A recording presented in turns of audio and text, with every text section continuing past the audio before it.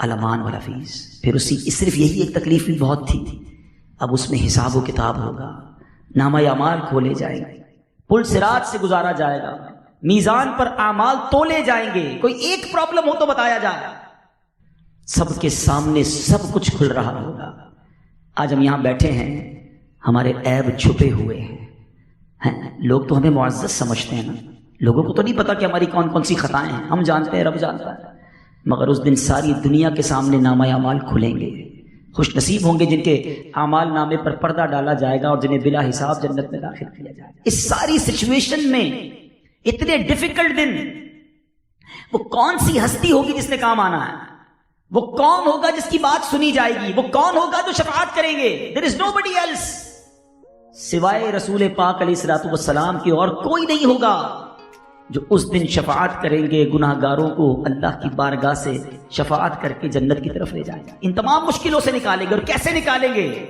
بریلی کے تاجدار امام اہل سنت، امام عشق و محبت اعلیٰ حضرت ایک نقشہ کھینچتے ہیں اور بتاتے ہیں کہ ٹھیک ہے، بہت ڈیفیکلٹ ڈے ہے، پیاس بہت لگے گی، مگر آپ لکھتے ہیں ٹھنڈا ٹھنڈا میٹھا میٹھا پیتے ہم ہیں پلاتے یہ ہیں. ایک ایسا دن جب ماں بھی نہیں پوچھے گی، والد بھی قریب نہیں آئے گا، لوگ ایک دوسرے کو پہچاننے سے انکار کر دیں گے. مگر کون ہوگا جو وہاں بھی کرم فرمائیں گے؟ اعلیٰ حضرت لکھتے ہیں ماں جب اکلوتے کو چھوڑے آ آ کہہ کے بلاتے گے. باپ جہاں بیٹے سے بھاگے لطف وہاں فرماتے یہ ہیں. اعمال نامے کھولے جائیں گے، عیب کھل رہے ہوں گے، مگر رنگے بے رنگوں کا پردہ دامن ڈھک کے چھپاتے یہ ہیں. اپنی بنی ہم آپ بگاڑے، کون بنائے؟ بناتے یہ ہیں. اب ذرا آگے چلیے، جب وزن ہلکے ہو رہے ہوں گے تو اپنے کرم سے ہم ہلکوں کا پلہ بھاری بناتے یہ ہیں. پل صراط سے گزرنا ہوگا تو سلم سلم کی ڈھارس سے پل سے پار چلاتے یہ ہیں. ذرا غور تو کیجئے، وہ کون سی مشکل ہے جہاں نبی پاک موجود نہیں ہوں گے. واللہ واللہ میرے آقا سے محبت کیوں نہ کی جائے، کیوں نہ ان سے ٹوٹ کر پیار کیا جائے. ارے وہ دن جب ماں نہیں قریب آئے گی، والد قریب نہیں آئے گا. آقا اپنے امتیوں کو تلاش کر رہے ہوں گے. ایک صحابی رسول نبی پاک کی بارگاہ میں حاضر ہوئے، عرض کرتے حضور یہاں جب بھی جی گھبراتا ہے آپ کا دیدار کرتے ہیں، دل کو ٹھنڈک پڑ جاتی ہے، آپ کے دیدار سے آنکھیں ٹھنڈی ہو جاتی ہیں. قیامت کے دن تو آپ کے پاس بہت سارے انبیاء، صدیقین، شہداء ہوں گے. حضور اس وقت آپ کو کہاں ڈھونڈیں گے؟ کبھی امیجنیشن کی آپ نے قیامت کے دن کی؟ میں آپ کو ایک امیجنیشن بتاتا ہوں، ایک تصور بتاتا ہوں. جو حج پر گئے میری بات جلدی سمجھ جائیں گے. حج کے دن عرفات کے میدان کا منظر ذرا یاد کیجئے. 30 لاکھ 35 لاکھ لوگ ہوتے ہیں نا، اور کتنے ہوتے ہیں؟ 40 لاکھ. مگر جس کو تواڑی پنجابی وچ کہتے کہ رش کہتے کس کو لگ پتا جاتا ہے. ایک عوام کس کو کہتے ہیں، کراؤڈ کس کو کہتے ہیں. ایک بندہ بچھڑے پھر ملنا مشکل، اس قدر عوام. کبھی سوچا قیامت کے دن کتنے لوگ ہوں گے؟ فرام دا فرسٹ ڈے، حضرت آدم علیہ السلام سے لے کر ٹل دا ڈے آف ججمنٹ، قیامت کے دن تک اس زمین پر جتنے لوگ آئیں گے، اربوں خربوں، یہ سب محشر کے میدان میں ہوں گے. 40 لاکھ کے مجمع میں گھبرا جاتے ہیں ہم. اربوں کے مجمع میں کیسے ڈھونڈیں گے نبی پاک کو؟ کیسے جائیں گے نبی پاک کے قریب؟ کیسے مانگیں گے ان سے شفاعت؟ کیسے ان سے جناب آب کوثر کا پیالہ طلب کریں گے؟ کیا ریلیونٹ کوسچن تھا نا کہ حضور آپ کو تلاش کدھر کریں گے؟ سنو نبی پاک نے کیا جواب دیا. آقا فرماتے ہیں، حدیث پاک کا مضمون ہے، اگر مجھے تلاش کرنا ہونا تو حوض کوثر پر آ جانا، اپنے پیاسے امتیوں کو جام پلا رہا ہوں گا. کہ حضور اگر وہاں نہ پاؤں تو ایسا کرنا، پل صراط پر آ جانا، اپنے امتیوں کو پل سے پار چلا رہا ہوں گا. حضور اگر وہاں نہ ملے تو وہاں نہ ملوں تو میزان پر آ جانا، جہاں میرے امتیوں کے اعمال تولے جا رہے ہوں گے ان کے پلڑے بھاری کر رہا ہوں گا. اللہ اکبر. کیوں اتنی فکر ہے اپنے امتیوں کی؟ اور انبیاء قیامت کے دن کہیں گے اذهبوا الی غیری، کسی اور کے پاس جاؤ. فقط ایک ہستی ہوگی جو کہے گی انا لہا. کیا خوبصورت بات مولانا حسن رضا خان صاحب لکھتے ہیں کہ کہیں گے اور نبی اذهبوا الی غیری، میرے حضور کے لب پر انا لہا ہوگا، آ جاؤ میرے غلام. اب مجھے بتائیے، اب اس حدیث کی طرف دوبارہ آتا ہوں. اب یہ تمام تخیلات، یہ امیجنیشن ذہن میں رکھیے، اور یہ سارا ہم سب کو فیس کرنا ہے. اس سے آنکھیں چرانا چھوڑ دیں، اس کی پریپریشن کریں، اس کی تیاری کریں.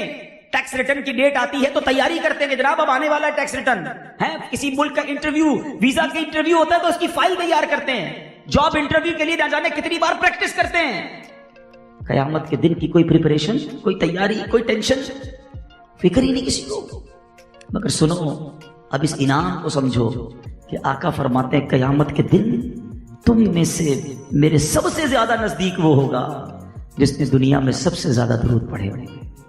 اب بتاؤ، جو نبی پاک کے قریب ہو گیا اس کے تو سارے کام بن گئے نا. کام بنانا انہوں نے ہے، بگڑی بنانی انہوں نے، اور میں انہی کے قریب پہنچ گیا تو پھر تو کام ہو جائے گا نا. تو اب یہ سوچ لو درود پاک کتنا ضروری ہے. ایکچولی اٹ از دا کی آف سکسیس. یہ نبی پاک علیہ السلام کے قرب کی چابی ہے.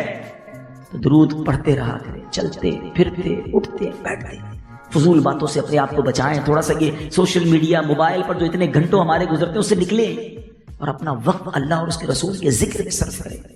یہ زبان اللہ نے دی ہے، اس کا بہترین استعمال یہ ہے کہ ہم اللہ اور اس کے رسول کا ذکر کرنے والے بن جائیں. آئیے میں بھی نیت کرتا ہوں اور آپ بھی نیت کریں کہ انشاءاللہ روزانہ کثرت کے ساتھ درود پاک پڑھیں گے اور اللہ سے دعا کرتے ہیں کہ مولا قیامت کے دن کی سختیوں سے بچا لیں. محبوب پاک کے دامن میں جگہ دے دینا. گناہ گار ہیں مالک مگر تیرے محبوب کی امتی ہیں. انشاءاللہ انشاءاللہ. آئیے مل کر محبت کے ساتھ درود پاک پڑھ لیں. صلو علی الحبیب صلی اللہ تعالی علی محمد صلی اللہ علیہ وسلم. آج جس امیزنگ اور کمال کی پرسنالٹی پر مجھے کچھ مدری پھول پیش کرنے ہیں، یہ مہینہ ان کی یاد بھی دلاتا ہے اور جب بھی ان کی بات ہوتی ہے تو ایمان تازہ ہو جاتا ہے. یہ شخصیت ہمیں سکھاتی ہے ایکچولی کہ نبی پاک سے محبت کرنی کیسے ہے، اپنی زندگی کا گول سیٹ کیا کرنا چاہیے، اپنی حیات کو نبی پاک کے طریقہ کار کے سانچے میں ڈھالنا کیسے ہے. یہ پرسنالٹی آج بھی ہمیں سکھاتی ہے. اگر ہم ان کے بارے میں پڑھتے ہیں، سنتے ہیں تو ایمان تازہ ہو جاتا ہے. اس پرسنالٹی کا مقام کیا ہے؟ ایک بار نبی پاک علیہ السلام نے صحابہ اکرام کے سامنے ایک بڑا خوبصورت فرمان ارشاد فرمایا اور آقا علیہ السلام نے فرمایا کہ اچھی خصلتیں، حدیث پاک کا مضمون ہے 360 ہیں اچھی عادتیں، بیسٹ ہیبٹس 360 ہیں. جب کسی سے اللہ تبارک و تعالیٰ بھلائی کا ارادہ فرماتا ہے تو اس کی ذات میں ایک خصلت پیدا کر دیتا ہے اور اسی کے سبب اسے جنت میں بھی داخل کر دیتا ہے. وہ ایک خصلت بھی کسی کو مل جائے تو جنت مل جاتی ہے. اب وہاں وہ پرسنالٹی، وہ شخصیت موجود تھی. عرض کرتے ہیں حضور کیا میرے اندر بھی کوئی ایک خصلت اس میں سے ہے؟ آقا فرماتے ہیں کہ تمہارے اندر یہ ساری خصلتیں موجود ہیں. وہ کوئی اور نہیں، افضل البشر بعد الانبیاء، تمام انبیاء اور رسول کے بعد سب سے افضل شخصیت سیدنا ابو بکر صدیق رضی اللہ تعالیٰ عنہ. کہ آقا ان کے بارے میں فرماتے کہ اے ابو بکر تمہارے اندر یہ ساری خصلتیں موجود ہیں. ایسی کیا خصلتیں تھیں، ایسی کیا عادتیں تھیں؟ آؤ میں آج حضرت ابو بکر صدیق کی کچھ عادتیں بتاتا ہوں. ہیبٹس آف سیدنا ابو بکر صدیق رضی اللہ عنہ. ٹرائی ٹو انڈرسٹینڈ اور try to implement in your life. سننا بھی ہے، صرف سن کر انجوائے نہ کریں. ہم یہ دیکھیں کہ میری عادتیں کیا ہیں اور صدیق اکبر کی عادتیں کیا تھیں. آقا کا قرب کیسا ملا؟ اللہ اکبر. ذرا سوچو تو صحیح، کیا کوئی سوچ سکتا ہے جو ان کو نبی پاک کا قرب ملا؟ زندگی میں بھی ساتھ رہے، غار میں بھی ساتھ رہے، آج مزار میں بھی ساتھ ہیں. یار غار بھی ہیں اور یار مزار بھی ہیں. شاعر لکھتے ہیں نا، محبتوں کا صلہ ایسے کون دیتا ہے، محبتوں کا صلہ ایسے کون دیتا ہے، سنہری جالیوں میں یار غار آپ سے ہے. اللہ اکبر. آپ کی عادت پڑھتے جائیں تو ایمان تازہ ہو جاتا ہے. اچھا ایک بڑی امیزنگ بات کہ حضرت ابو بکر صدیق کا نام کیا ہے؟ حضرت ابو بکر جو ہے نا، ان کی کنیت ہے ابو بکر. یہ اتنی مشہور ہو گئی کہ اب ہم ابو بکر صدیق رضی اللہ تعالیٰ عنہ کہتے ہیں. صدیق ان کا لقب ہے، عتیق بھی ان کا لقب ہے اور ابو بکر ان کی کنیت ہے. ان کا اصل جو نام ہے نا، یہ ہمیں پتا ہونا چاہیے کہ آپ کا نام عبداللہ، ٹھیک ہے، آپ کا نام عبداللہ ہے اور یہ آپ کا لقب ہے عتیق اور صدیق. عتیق کیوں کہلاتے تھے؟ سبحان اللہ. آپ نے اس کی کئی روایتیں ملتی ہیں کہ آپ نے کئی غلاموں کو خرید کر آزاد کیا. عتیق کہتے ہیں آزاد کیا گیا یا آزاد، تو آپ کا لقب عتیق پڑ گیا. صدیق، سبحان اللہ. اچھا عتیق کے بارے میں ایک اور حدیث پاک سے نبی پاک علیہ السلام فرماتے ہیں ابو بکر عتیق فی السماء و عتیق فی الارض. ابو بکر آسمان میں بھی عتیق ہیں، زمین میں بھی عتیق ہیں.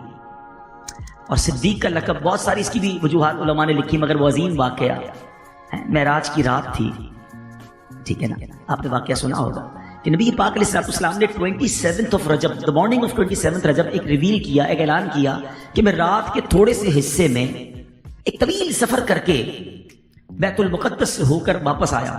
ابو جہل بدبخت, اس نے جب یہ سنا کہ رسول پاک یہ دعویٰ کر رہے ہیں تو اس نے کہا کہ کیا حضور آپ, میں اور لوگوں کو بھی جمع کر لیتا ہوں, کیا آپ ان کے سامنے بھی یہ بات کر دیں گے؟ نبی پاک نے فرمایا بالکل, میں ان کے سامنے بھی بیان کر دوں گا. اب کیا ہوا؟ اب ابو جہل اور لوگوں کو بھی لے کر آ گیا, اور جب اور لوگ آ گئے تو ابو جہل نے کہا ذرا فرمائیے وہ آپ کیا فرما رہے تھے؟ نبی پاک نے فرمایا کہ میں رات کے تھوڑے حصے میں بیت المقدس کی حاضری دے کر سیر کر کے واپس آیا. اچھا, اس زمانے میں بیت المقدس کا ٹریول 1 مہینہ جانا 1 مہینہ آنا, گھوڑے پر جاتے یا اونٹ پر جاتے, تو جو سفر 2 مہینے کا ریٹرن تھا رات میں طے ہو نہیں سکتا تھا. تو معاذ اللہ انہوں نے نبی پاک کا مذاق اڑانا شروع کر دیا.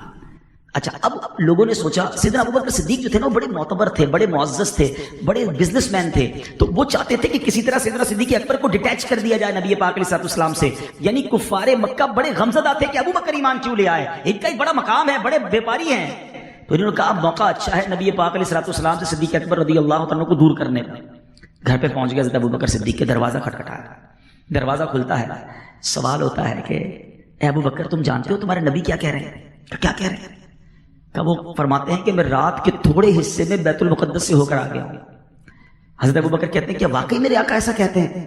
ہو سکتا ہے اس وقت سوال کرنے والوں نے سوچا ہو کہ ہیزیٹیشن آ رہی ہے, کچھ نہ کچھ لگتا ہے کہ سوال کیا ہے تو کوئی گھبراہٹ ہے. کہا ہاں وہ یہی کہتے ہیں کہ رات کے تھوڑے حصے میں بیت المقدس سے ہو کر آ گئے ہیں. اللہ اکبر. حضرت ابوبکر کا جواب سنے رضی اللہ عنہ, کہتے ہیں اگر میرے آقا فرماتے ہیں تو سچ فرماتے ہیں, میں اس کی تصدیق کرتا ہوں.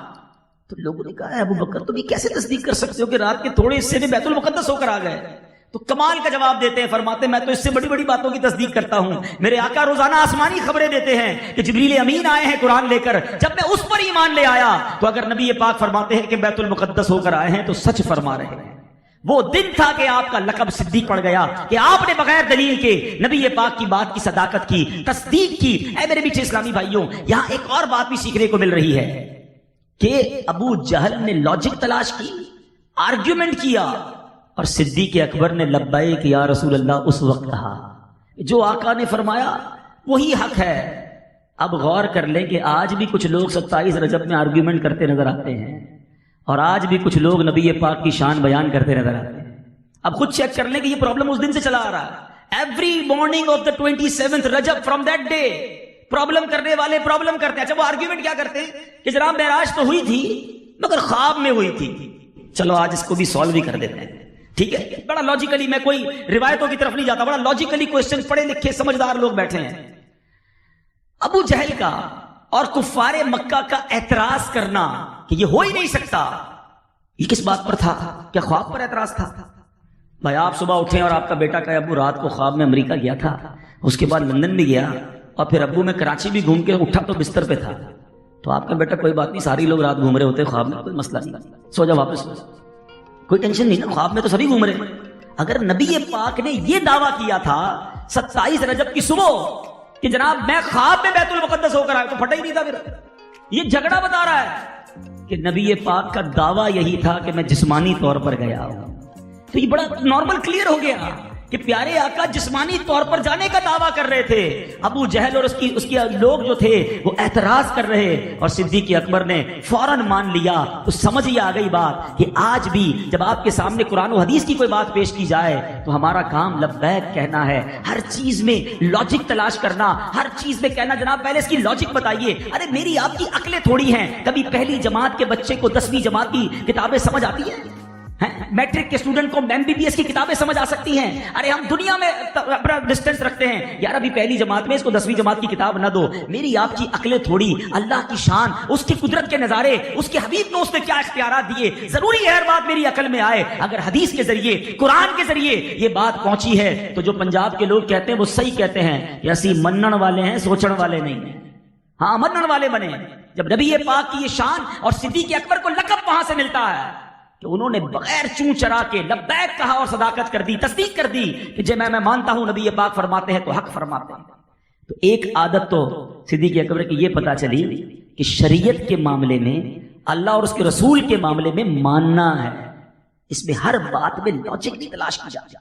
ٹھیک ہے، ہم آج صدیق اکبر رضی اللہ عنہ کی عادتوں پر بات کر رہے ہیں تو پتہ تو چلے کہ وہ کون کون سی عادتیں تھی، کہاں پہنچ گئے، مرتبہ تو دیکھو۔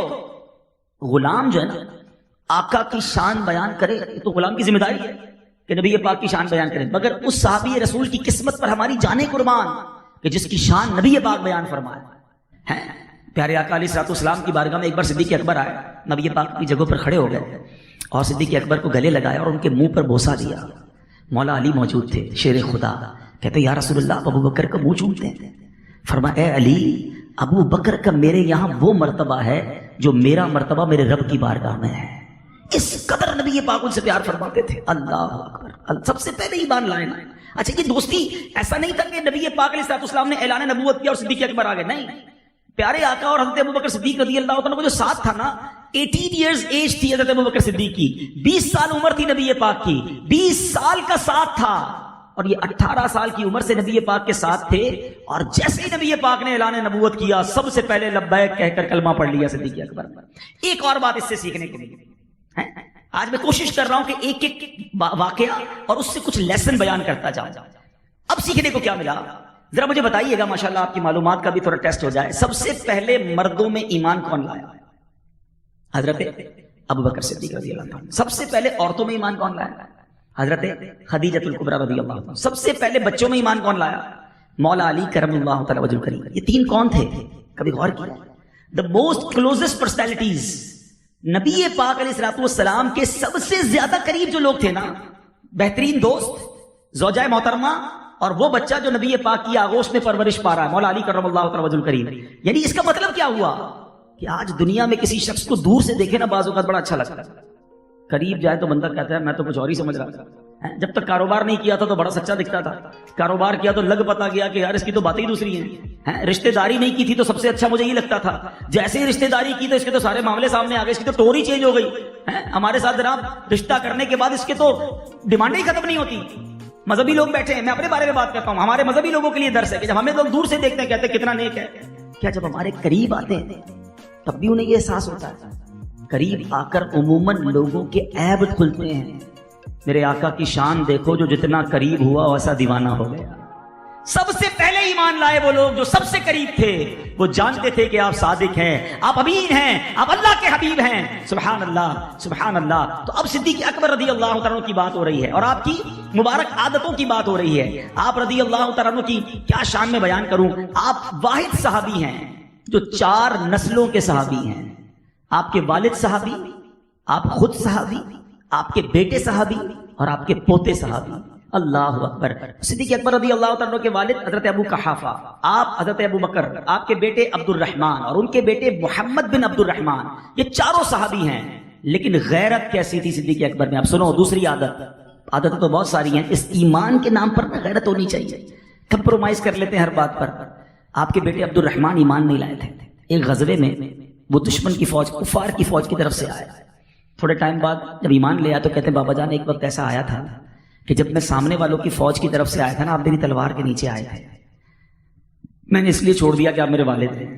آپ فرماتے بیٹا اگر تم میری تلوار کے نیچے آتے نا تو میں نے نہیں چھوڑنا تھا کہ تم نبی پاک کے دشمن کی طرف سے آئے تھے۔ یہ ہے عشق رسول کا تقاضا۔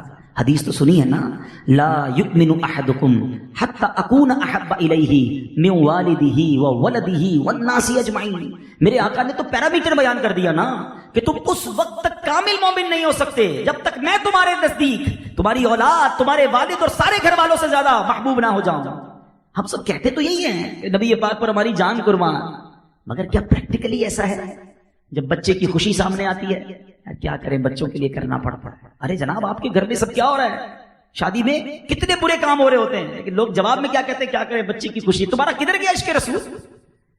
بات یہ ہے کہ جب دین کی بات آئے اور خاص طور پہ نبی پاک علیہ الصلوۃ والسلام کی بات آئے تو پھر کوئی اور نہیں چاہیے، سب کچھ قربان۔ صحابہ کرام کا تو نبی پاک سے گفتگو کرنے سے پہلے ہی انداز یہ تھا، فدا کا امی و ابی یا رسول اللہ، حضور ہمارے ماں باپ آپ پر قربان، اس کے بعد بات شروع ہوتی تھی۔ سیکھو صدیق اکبر رضی اللہ عنہ سے۔ ہاں دین جو ہے نا وہ کمپرومائز کا نام نہیں کہ جناب کبھی ادھر سودا کیا کریں یار، اتنی زبردست ڈیل آئی تھی مارکیٹ میں، اتنا بڑا نفع نظر آ رہا تھا، تھوڑا ہی تو جھوٹ بولنا تھا نا، کیا کروں جناب اب مارکیٹ میں کرنا پڑتا ہے، میں نہ دیتا رشوت تو کوئی اور رشوت دے کے مال چھڑا لیتا۔ میں تھوڑا بہت سود کا کام اسی لیے کر رہا ہوں کہ جناب تھوڑا سا بڑا کام کرنا ہے. تو یہ کدھر گیا عشق رسول؟ صرف زبانی دعوت نہیں. اگر نبی پاک سے محبت کرنی ہے تو بٹس اینڈ پارٹس میں نہیں ہوگی، پھر واقعی دل و جان سے ہوگی. کسی صورت میں حرام کی طرف نبی پاک کا امتی کیسے جائے؟ آقا کا عاشق کیسے نبی پاک کی نافرمانی کر سکتا ہے؟ آگے سنو، صدیق اکبر رضی اللہ عنہ کی عادتوں پر بات ہو رہی ہے. ایک بار سیدنا یعنی آپ کی، اب میں عاجزی انکساری پر بات کرتا ہوں. پہلے تو ایک اور خوبصورت بات سنیں کہ آپ سے ایک بار پوچھا گیا کہ آپ نے کبھی زمانہ جاہلیت میں شراب پی تھی ایمان لانے سے پہلے، ٹھیک ہے نا؟ آپ نے فرمایا میں اللہ کی پناہ مانگتا ہوں. فرمایا وجہ کیا تھی؟ آپ نے کیوں نہیں پی شراب؟ آپ کہتے ہیں اپنی عزت اور غیرت کی حفاظت کے لیے میں شراب نہیں پیتا تھا، کیونکہ جو شراب پیتا ہے اس کی عزت اور غیرت دونوں ضائع ہو جاتی ہیں. اور نبی پاک علیہ الصلوۃ والسلام نے فرمایا کہ ابو بکر نے سچ کہا، نبی پاک نے ان کی تصدیق کی. تو اب یہاں ماشاءاللہ تاجران بیٹھے ہیں، اب بولنے کو جی تو نہیں چاہ رہا، لیکن جو اطلاعات آتی ہیں کہ اب بہت ساری جگہوں پر شراب پی جاتی ہے، نجی محفلوں میں شراب پی جاتی ہے، منشیات عام ہوتی جا رہی ہے، ہمارے نوجوان اس میں غرق ہوتے جا رہے ہیں، اب عیب بھی نہیں سمجھتے اس کو. خدا کے بندو، شراب وہ لعنت ہے، وہ عظیم گناہ ہے کہ جس کے بارے میں ایسی احادیث ہیں کہ نبی پاک نے شراب پینے والے، پنانے والے، بنانے والے، اٹھانے والے، بیچنے والے، خریدنے والے سب پر لعنت ارشاد فرمائی ہے. لیکن شراب کو برا سمجھنے کے لیے کوئی تیار نہیں. سنو، صدیق اکبر ایمان تو بعد میں لائے، مگر اللہ نے کیسا شریف النفس بنایا تھا کہ پھر بھی شراب سے دور رہے، اس بری عادت سے ہمیشہ محفوظ رہے. یہ ہے صدیق اکبر کی ایک اور شاندار عادت. آگے چلتے ہیں. اللہ اکبر. آپ حضرت عمر فاروق کا واقعہ سنیں کہ آپ رات کے وقت مدینہ منورہ میں کسی محلے میں رہنے والی ایک بوڑھی عورت کے گھریلو کام کاج کر دیا کرتے تھے. آپ اس کے لیے پانی لاتے تھے اور اس کے تمام کام سر انجام دیتے تھے. حسب معمول بڑھیا کے گھر آئے تو دیکھا کہ سارے کام ان سے پہلے کوئی کر گیا. دوسرے دن تھوڑا جلدی آئے تو پھر دیکھا وہ کام کوئی کر گیا. آپ حیران کہ میں ڈیوٹی تو میری تھی، حالانکہ آپ بھی حضرت عمر فاروق تھے. مگر دیکھیں یہ صحابہ کرام کا انداز تھا کہ کسی غریب کی مدد کر دی جائے. مگر اب حیران ہے 2 دن سے کہ مجھ سے پہلے یہ کوئی کام کر جاتا. ایک دن آپ دن میں آ کر ہی چھپ گئے کہ دیکھوں تو صحیح کون ہے جو مجھ سے پہلے کر کے جاتا ہے. تو دیکھا کہ خلیفہ وقت امیر المومنین حضرت ابو بکر صدیق رضی اللہ تعالیٰ تشریف لائے، اس نابینا بڑھیا کے سارے کام کیے. آپ حیران ہوئے، خلیفہ ہونے کے باوجود ایسے کام. تو آپ نے ارشاد فرمایا ابو بکر ہی تو ہیں جو مجھ سے نیکیوں میں سبقت لے جاتے ہیں. حضرت عمر حضرت ابو بکر صدیق کا بڑا جس کو کہنا ایک خوبصورت مقابلہ نظر آتا ہے کہ کسی طرح میں نیکیوں میں آگے بڑھ جاؤں. مگر غزوہ تبوک کا جو وہ ایثار تھا، وہ سب کچھ لانا تھا اور اپنے گھر میں کچھ نہ چھوڑنا تھا. حضرت عمر فاروق نے وہ تاریخی جملہ کہا کہ میں ابو بکر سے نیکیوں سے آگے نہیں بڑھ سکتا. اللہ اکبر.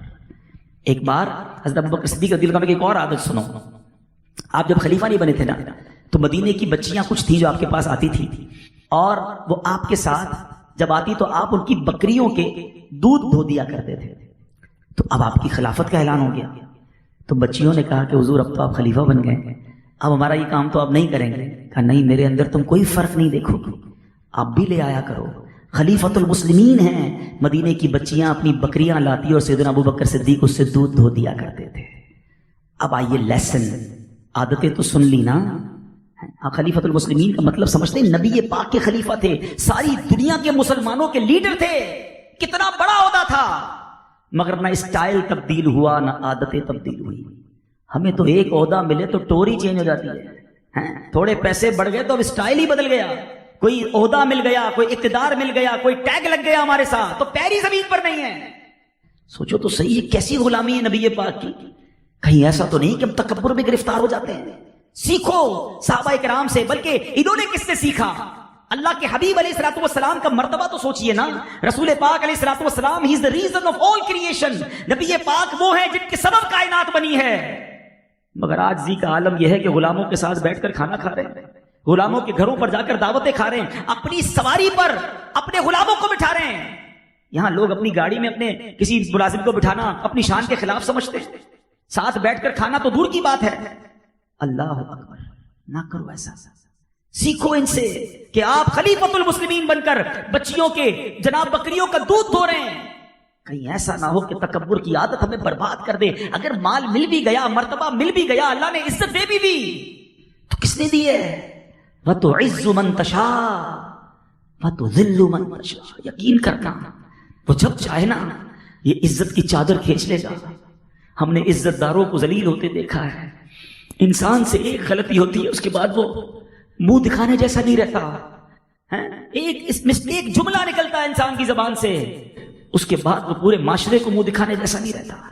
مال دیا تو رب نے دیا نا. بزرگ بیٹھے پوچھیں ان سے, انہوں نے کتنے ایسے کیس دیکھے ہوں گے کہ کروڑ پتی کیسے کنگال ہوتا ہے. زکات دینے والا زکات لینے والا بنتے دیکھا گیا. یہ سب کیسے ہوتا ہے؟ رب جب چاہے واپس لے لے. میرا کچھ نہیں ہے اس میں, میرا کوئی کمال نہیں ہے. ڈرتے رہا کرو.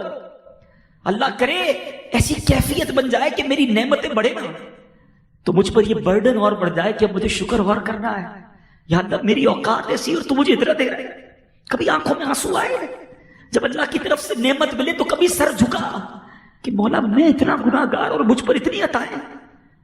نیک لوگ بیچارے پریشان ہیں اور میں گناہگار. ڈرو اس سے کہ کہیں یہ دنیا ہی میں تو نہیں دیا جا رہا, کہیں آخرت میں ہمارے لیے اگر حصہ نہ ہوا تو کدھر جائیں گے. بزرگان دین کے ایسے واقعات ملتے ہیں کہ جب آپ کو نعمت ملتی ہے آپ زاروں کی طرح روتے. لوگ پوچھتے کیوں رو رہے ہیں؟ کہتے ہیں اس لیے ڈر لگ رہا ہے کہ کہیں جو ہم نے دنیا میں نیکیاں کی ہیں وہ ادھر ہی صلہ نہ دے دیا جائے اور آخرت میں کوئی حصہ نہ بچے. اللہ کا شکر ادا کرنا, کبھی تکبر نہ کرنا, کبھی اپنے آپ پر پراؤڈ نہ کرے. جو دیا ہے رب نے دیا ہے اور وہ جب چاہے واپس لے سکتا ہے. اگر چاہتے ہو نا نعمتیں باقی رہیں, زوال نعمت سے بچ جاؤں اور یہ بڑھتی رہیں, ملٹی پلائی ہوتی رہیں, تو رب نے قرآن میں وعدہ فرمایا ہے لَإِن شَكَرْتُمْ لَأَزِيدَنَّكُمْ. تم میرا شکر ادا کرو میں تمہیں اور ادا کروں گا. شکر ادا کرے گا, پراؤڈ نہ کرے گا. لوگ غریب لوگوں کا خیال رکھو. یار آپ سوچو تو صحیح کہ امیر المومنین حضرت ابو بکر صدیق اور حضرت عمر فاروق پہ مقابلہ کیا ہو رہا ہے کہ نابینا بڑھیا کے گھر کے برتن بھرنے ہیں, اور ہم ہیں کہ ہم کہتے ہیں میں کسی غریب کے گھر جاؤں, میں کسی کا اپنے ہاتھوں سے کام کروں. یہ نیکیاں چھوڑا نہ کرو. یہ وہ نیکیاں ہیں جب کسی غریب کے دل سے دعا نکلے گی نا وہ طوفان ٹال دے گی, وہ مشکلیں ساری حل کر دے گی, کیونکہ وہ دعا بڑی دل سے نکلتی ہے. اور اسی طرح غریب کے دل سے اگر ہائی نکل گئی نا تو بربادی ایسی ہوگی کہ آپ سوچ نہیں سکتے. ایک بات یاد رکھنا, یہ چلتے پھرتے لوگوں کے جو دل توڑے ہوتے ہیں نا, کھڑے ہو جاؤ ادھر سے, کیوں بیٹھے ہو, دیکھتے نہیں ہو میرے سامنے بلند آواز سے بات نہ کرو, مسل کر رکھ دوں گا, جانتے نہیں میں کون ہوں. غریب آدمی پر روز جماتے ہو, بیچارہ کیا کر سکتا ہے, اپنے ملازم کو ڈانٹتے رہتے ہیں. جب چاہے دل میں آیا کسی کا دل توڑ دیا, کیا کر لے گا, آپ بیچارے کے پاس ہی کچھ نہیں. مگر یاد رکھنا اس کے پاس واقعی بظاہر کچھ نہیں ہے, مگر اگر دل سے اس نے پکار لیا نا رب کو تو مظلوم کی دعا عرش تک جاتی ہے. میں ایک جملہ کہنے جا رہا ہوں, ذرا غور سے سنیے گا. جب زندگی میں آپ یہ فیل کریں نا کہ یار بنی بگڑ رہی ہے, سب کچھ سیٹ تھا, صحت بھی اچھی, کاروبار بھی good, family life very brilliant, اور اچانک ایک ایک کر کے چیزیں خراب ہو رہی ہیں, تو چیک کرو کسی کی ہائی تو نہیں لے لی, کسی کو تکلیف تو نہیں پہنچا.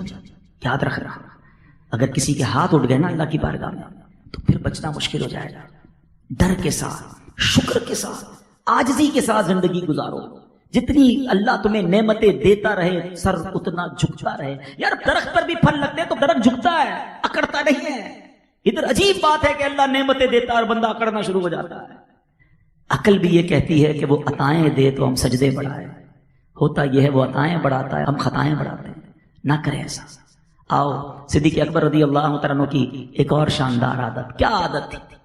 اللہ کی راہ میں خرچ کرنے کا جو شوق تھا نا, اللہ اس کا صدقہ نصیب کر دے, اس کا ذرہ نصیب کر دے. آپ ایک بڑے کاروباری تھے. آپ کو بتاتا چلوں کہ صدیق اکبر رضی اللہ تعالیٰ عنہ ایک کپڑے کا وسیع کاروبار کرتے تھے, بہت بڑے بزنس مین تھے. آپ کے پاس ایک بار 40,000 درہم یا 40,000 دینار تھے, سارے کے سارے راہ خدا میں خرچ کر دیے. نبی پاک علیہ الصلوۃ والسلام کے ساتھ اٹیچمنٹ کیسی تھی؟ ٹھیک ہے ہماری دوستی ہوتی ہے بعض اوقات, لیکن پیسے بورو کرنے پڑتے ہیں, یار تھوڑے سے دینا واپس دے دوں. دوستی میں بھی یہاں تک ہی ہوتا ہے نا معاملہ. مگر صدیق اکبر رضی اللہ تعالیٰ نبی پاک علیہ الصلوۃ والسلام کے ساتھ اتنا اٹیچ تھے, حدیثوں میں الفاظ ملتے ہیں کہ نبی پاک علیہ الصلوۃ والسلام صدیق اکبر رضی اللہ تعالیٰ کا مال ایسے استعمال کرتے تھے جیسے اپنا مال استعمال کرتے ہیں, اس قدر. سبحان اللہ. اور پھر سنو میرے آقا کا وہ ارشاد, فرماتے ہیں مجھے کسی کے مال نے اتنا فائدہ نہیں دیا جتنا ابو بکر کے مال نے فائدہ دیا. یہ کیسی شخصیت ہے, اللہ کی راہ میں خرچ کرنے کے لیے ہر وقت تیار رہتے تھے. مگر آج اس عادت سے ہم نے کیا سیکھا ہے؟ آج 2.5% زکوٰۃ لوگوں کو بھاری پڑتی ہے. کسی طرح مولوی صاحب کو طریقہ بتاؤ کہ کوئی رینٹ کی پراپرٹی لے لیں, کوئی ایسا سسٹم بنا لے کہ ہمیں زکوٰۃ نہ دینی پڑے. بہانے ڈھونڈتے ہیں لوگ، ہمارے پاس آتے ہیں بہانے ڈھونڈتے ہیں کہ زکات بچ جائے، زکات نہ دینی پڑے۔ ارے اللہ کے بندوں، بہانے ڈھونڈو کہ کس طرح خرچ کروں اور جنت کے اکاؤنٹ میں چلی جائے۔ یہ پیسے جو ہے نا اتنی نہ جانے ہیں۔ میں آج ایک کاروباری شخص کے ساتھ بیٹھا تھا، ہم ایک ٹریول پہ تھے، میں نے ان کو ایک بات کہہ دی تھی، انہوں نے مجھے وہی بات ریپیٹ کی آج کہ آپ کی بات میرے دل میں لگ گئی۔ میں نے اس کو کہا ایک بات بتاؤ، آپ اپنے والدین کے لیے تو شاید کچھ نہ کچھ دعا کرتے ہو، صدقہ کرتے ہو، کبھی دادا کے لیے کرتے ہو؟ پردادا کے لیے کرتے ہیں؟ ہم میں سے کئیوں کو تو پردادا کا نام بھی یاد نہیں، اپنی پردادا کا نام یاد نہیں۔ تو سمجھ لو کہ ہمارے بھی مرنے کے بعد نا زیادہ سے زیادہ بچے ہی کچھ کر لیں گے تو کر لیں گے، اس کے بچوں نے تو بھول جانا ہے ہمیں۔ ہمارے چیپٹر کلوز ہو جائے گا نیکیوں کا، نیکیاں کلوز ہو جائیں گی مرنے کے بعد۔ خود کچھ ایسا کر جاؤ کہ میں چلا جاؤں اور قیامت تک یہ میٹر چلتا رہے، بعد میں کوئی یاد نہیں رکھے گا۔ ارے جب تم نے خود اپنے لیے کچھ نہیں کیا تو کیسے امید رکھتے ہو کہ بعد والے تمہارے لیے کریں گے؟ صدیق اکبر رضی اللہ تعالیٰ عنہ کی سیرت سے یہ سیکھیے۔ آپ کو پتا ہے ابوبکر صدیق رضی اللہ تعالیٰ عنہ کا بہت بڑا صدقہ کیا ہے؟ جس مسجد نبوی میں جا کر ہم نوافل پڑھتے ہیں اور ترستے ہیں کہ اس مسجد کی حاضری ملے، سنو اس کی مسجد کی قیمت صدیق اکبر رضی اللہ تعالیٰ عنہ نے عطا کی تھی۔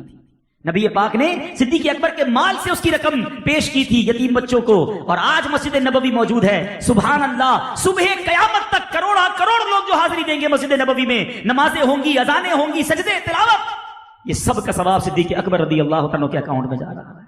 یہ ہے وہ نیکیاں۔ چلے ہم مسجد نبوی میں حصہ نہیں ملا سکے، یہاں دنیا میں تو مسجد بنا سکتے ہیں نا۔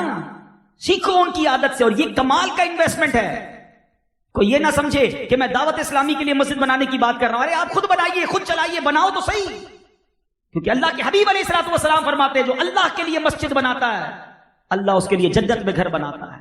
میں آپ سب سے سوال کرتا ہوں، بڑے شاندار گھر ہیں آپ لوگوں کے، جنت میں گھر کا ایڈریس ہے آپ کے پاس کہ بھائی آپ ادھر تو یہاں رہتے، جنت میں کہاں رہیں گے؟ پتہ نہیں، جاؤں گا نہیں جاؤں گا۔ ارے اللہ کے نبی کے وعدوں پر یقین رکھو، بناؤ مسجد اور بتاؤ کہ انشاءاللہ جنت میں بھی میرا گھر ہے، کیونکہ میرے نبی نے فرمایا ہے کہ جو دنیا میں مسجد بنائے گا اللہ کی رضا کے لیے، اللہ اس کے لیے جنت میں گھر بنائے گا۔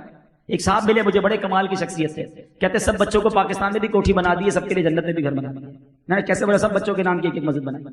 یہ ہے نا انویسٹمنٹ ہے، ماں باپ کے نام کی بھی مسجد، سارے بچوں کے نام کی مسجد، بچیوں کے نام کی مسجد۔ میں نے کہا یہ ہوئی کمال بات، یہ مائنڈ سیٹ کی بات ہے۔ کیا کریں گے ہم جب وقت پورا ہونا ہے نا؟ ہم سب نے جانا ہے، جوان نے بھی جانا ہے، بوڑھے نے بھی جانا ہے، تو خدا را جانے سے پہلے کر لو نا تیاری۔ اگر ادھر ایمٹی ہینڈڈ چلے گئے، ادھر کروڑوں اربوں چھوڑ گئے، ادھر 1 روپیہ نہ بھیجا، تو کس کام کا؟ ایسی تیاری کرے، ایسی انویسٹمنٹ کرے کہ میں یہاں سے جاؤں تو ادھر بھی تیاری شاندار ہو، جس قبر میں جاؤں وہ قبر بھی نرم ملائم اور جنت کا باغ ہو۔ میں جب بھی یہاں لوگوں کے گھروں میں جاتا ہوں اور میں دیکھتا ہوں کہ کتنے شاندار بیڈ روم، ڈرائنگ رومز ہوتے ہیں، تو میں پرسنلی بھی لوگوں کو یہ کہتا ہوں کہ جب تمہیں اللہ نے اتنے اچھے گھر دیے نا تو تمہیں تو اچھی قبر کی زیادہ تیاری کرنی چاہیے، کیونکہ عادت ہی نرم بستر پر سونے کی ہے، نہ ایئر کنڈیشن کے بغیر نیند آتی ہے، نہ جنریٹر کے بغیر سو سکتے ہیں۔ قبر میں سانپ اور بچھو آ گئے تو بنے گا کیا؟ جس طرح آپ یہاں سے کراچی جاتے تو پہلے پوچھتے ہیں ہوٹل کون سا ہوگا، اب تو لوگ اس ہوٹل کی کیٹیگریز اور اس کے ریویوز پڑھتے ہیں کہ یار ذرا بتاؤ رہنے والوں نے کیا کہا تھا، کمفرٹیبل تھا کہ نہیں، باتھ روم اچھا تھا، بریک فاسٹ ٹھیک تھا کہ نہیں، بیڈ کیسا تھا، ایچ اینڈ ایوری ہم جناب اس کی باریکی کو چیک کرتے ہیں کہ رہنا 1 دن ہے 2 دن، لیکن یہاں ذرا ریویو دیکھو کیسا ہے، ہوٹل کا ویو کیسا ہے، صاف ستھرا ہے کہ نہیں۔ ارے جدھر 1 دن رہنا ہے ادھر کے ریویو پڑھ رہے ہو، ادھر کی تیاری کر رہے ہو، جدھر قیامت تک رہنا ہے۔ میں بتاتا ہوں اس کا ریویو کیا ہے، میں بتاتا ہوں اس کی کیٹیگری کیا ہے، 5 اسٹار ہے یا کیا ہے، میں بتاتا ہوں۔ میں کیا بتاؤں گا؟ اللہ کے حبیب علیہ الصلوۃ والسلام فرماتے ہیں کہ قبر 2 طرح کی ہوتی ہے، دیر از نو تھرڈ آپشن۔ آقا فرماتے ہیں قبر یا تو جنت کے باغوں میں سے باغ ہوگی یا تو دوزخ کے گھروں میں سے گھڑا۔ غور کر لو، میں بھی غور کروں اور آپ بھی غور کریں۔ اگر آج مر گیا اور جس قبر میں جاؤں گا وہ جنت کا باغ بن جائے گی، ایسی لائف گزار لی، تھوڑا سا اپنی لائف کو ریوائنڈ کرو نا۔ کوئی 30 سال، کوئی 40 سال، کوئی 50 سال، کوئی 60 سال کا بیٹھا ہے کہ یار ایسی زندگی گزار لی ہے کہ بس اگر آج مر جاؤں تو الحمدللہ قبر جنت کا باغ ہی بننی ہے، تو پھر تو ٹھیک ہے، یو آر ویری بیسٹ۔ اور اگر دل سے یہ صدا آ رہی ہے کہ نہیں ابھی تو توبہ کرنی ہے، اگر ابھی مر گیا تو مر جاؤں گا، اور خدا کی قسم اگر قبر جہنم کا گھڑا بن گئی نا تو پھر کوئی بچانے نہیں آئے گا، پھر ہم ہوں گے، اور اللہ نہ کرے، اللہ نہ کرے۔ پلیز سیکھو صدیق اکبر رضی اللہ تعالیٰ کی سیرت سے آخرت کی تیاری، اپنے مال کے ذریعے، اپنے اعمال کے ذریعے، اپنے کردار کے ذریعے۔ باتیں تو بہت ساری ہیں، میرے پاس تو بہت ساری عادتیں ہیں، مگر ظاہر ہے کہ بیان کا بھی ٹائم ہوتا ہے۔ میں ایک آخری بات، صدیق اکبر رضی اللہ تعالیٰ صدقہ دیتے تھے نا، اس صدقے کے ساتھ ساتھ ظاہر ہے کہ انہوں نے کچھ لوگوں کے منتھلی باندھ دیے تھے، یا یوں سمجھے کہ اخراجات اپنے ذمے لے لیے تھے، ٹھیک ہے نا.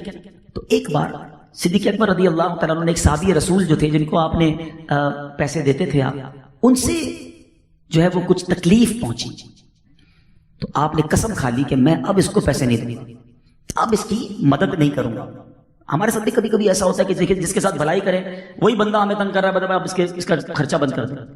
بدلہ لیتے نا، اس نے برا کیا تو ہم نے بھی بند کر دیا.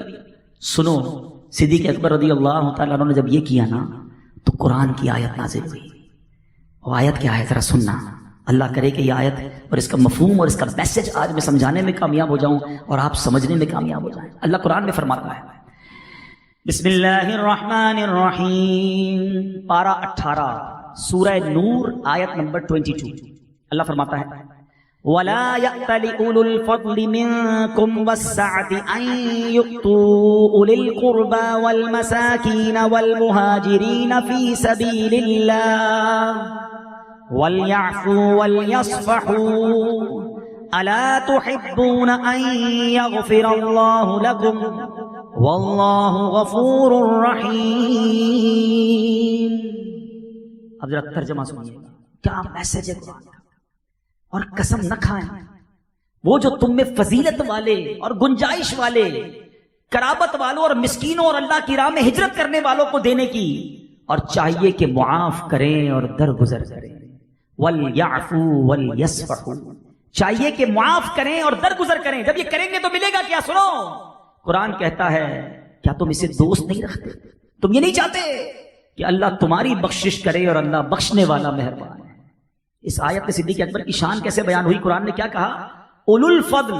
اللہ اکبر، یعنی قرآن اللہ فرما رہا ہے سیدنا صدیق اکبر رضی اللہ تعالیٰ کے بارے میں کہ یہ فضیلت والے ہیں. اور صدیق اکبر جب یہ سنا نا تو آپ نے کیا کہا کہ بے شک میری آرزو ہے کہ اللہ میری مغفرت فرما دے، میں نے معاف کیا، میں اس کا کفارہ ادا کروں گا قسم کا، اور ان کا خرچہ جاری کر دوں گا. اے میرے میٹھے اسلامی بھائیوں، اس آیت سے سبق یہ ملا کہ اللہ معاف کرنے والوں کو پسند کرتا ہے، بدلہ لینے والوں کو نہیں. ارے انہوں نے برا کیا، میں بتاؤں گا میں کون، میں نہیں چھوڑوں گا. لوگوں نے رشتہ داریاں ختم کر دی ہیں، دوستیاں ختم کر دی ہیں، دیکھنے کے لیے تیار نہیں ایک دوسرے کو، ایک دوسرے کی دعوت گھر میں شادی میں بھی نہیں جاتے. ارے ذرا مجھے نہیں بلایا تھا، میں کیوں بلاؤں؟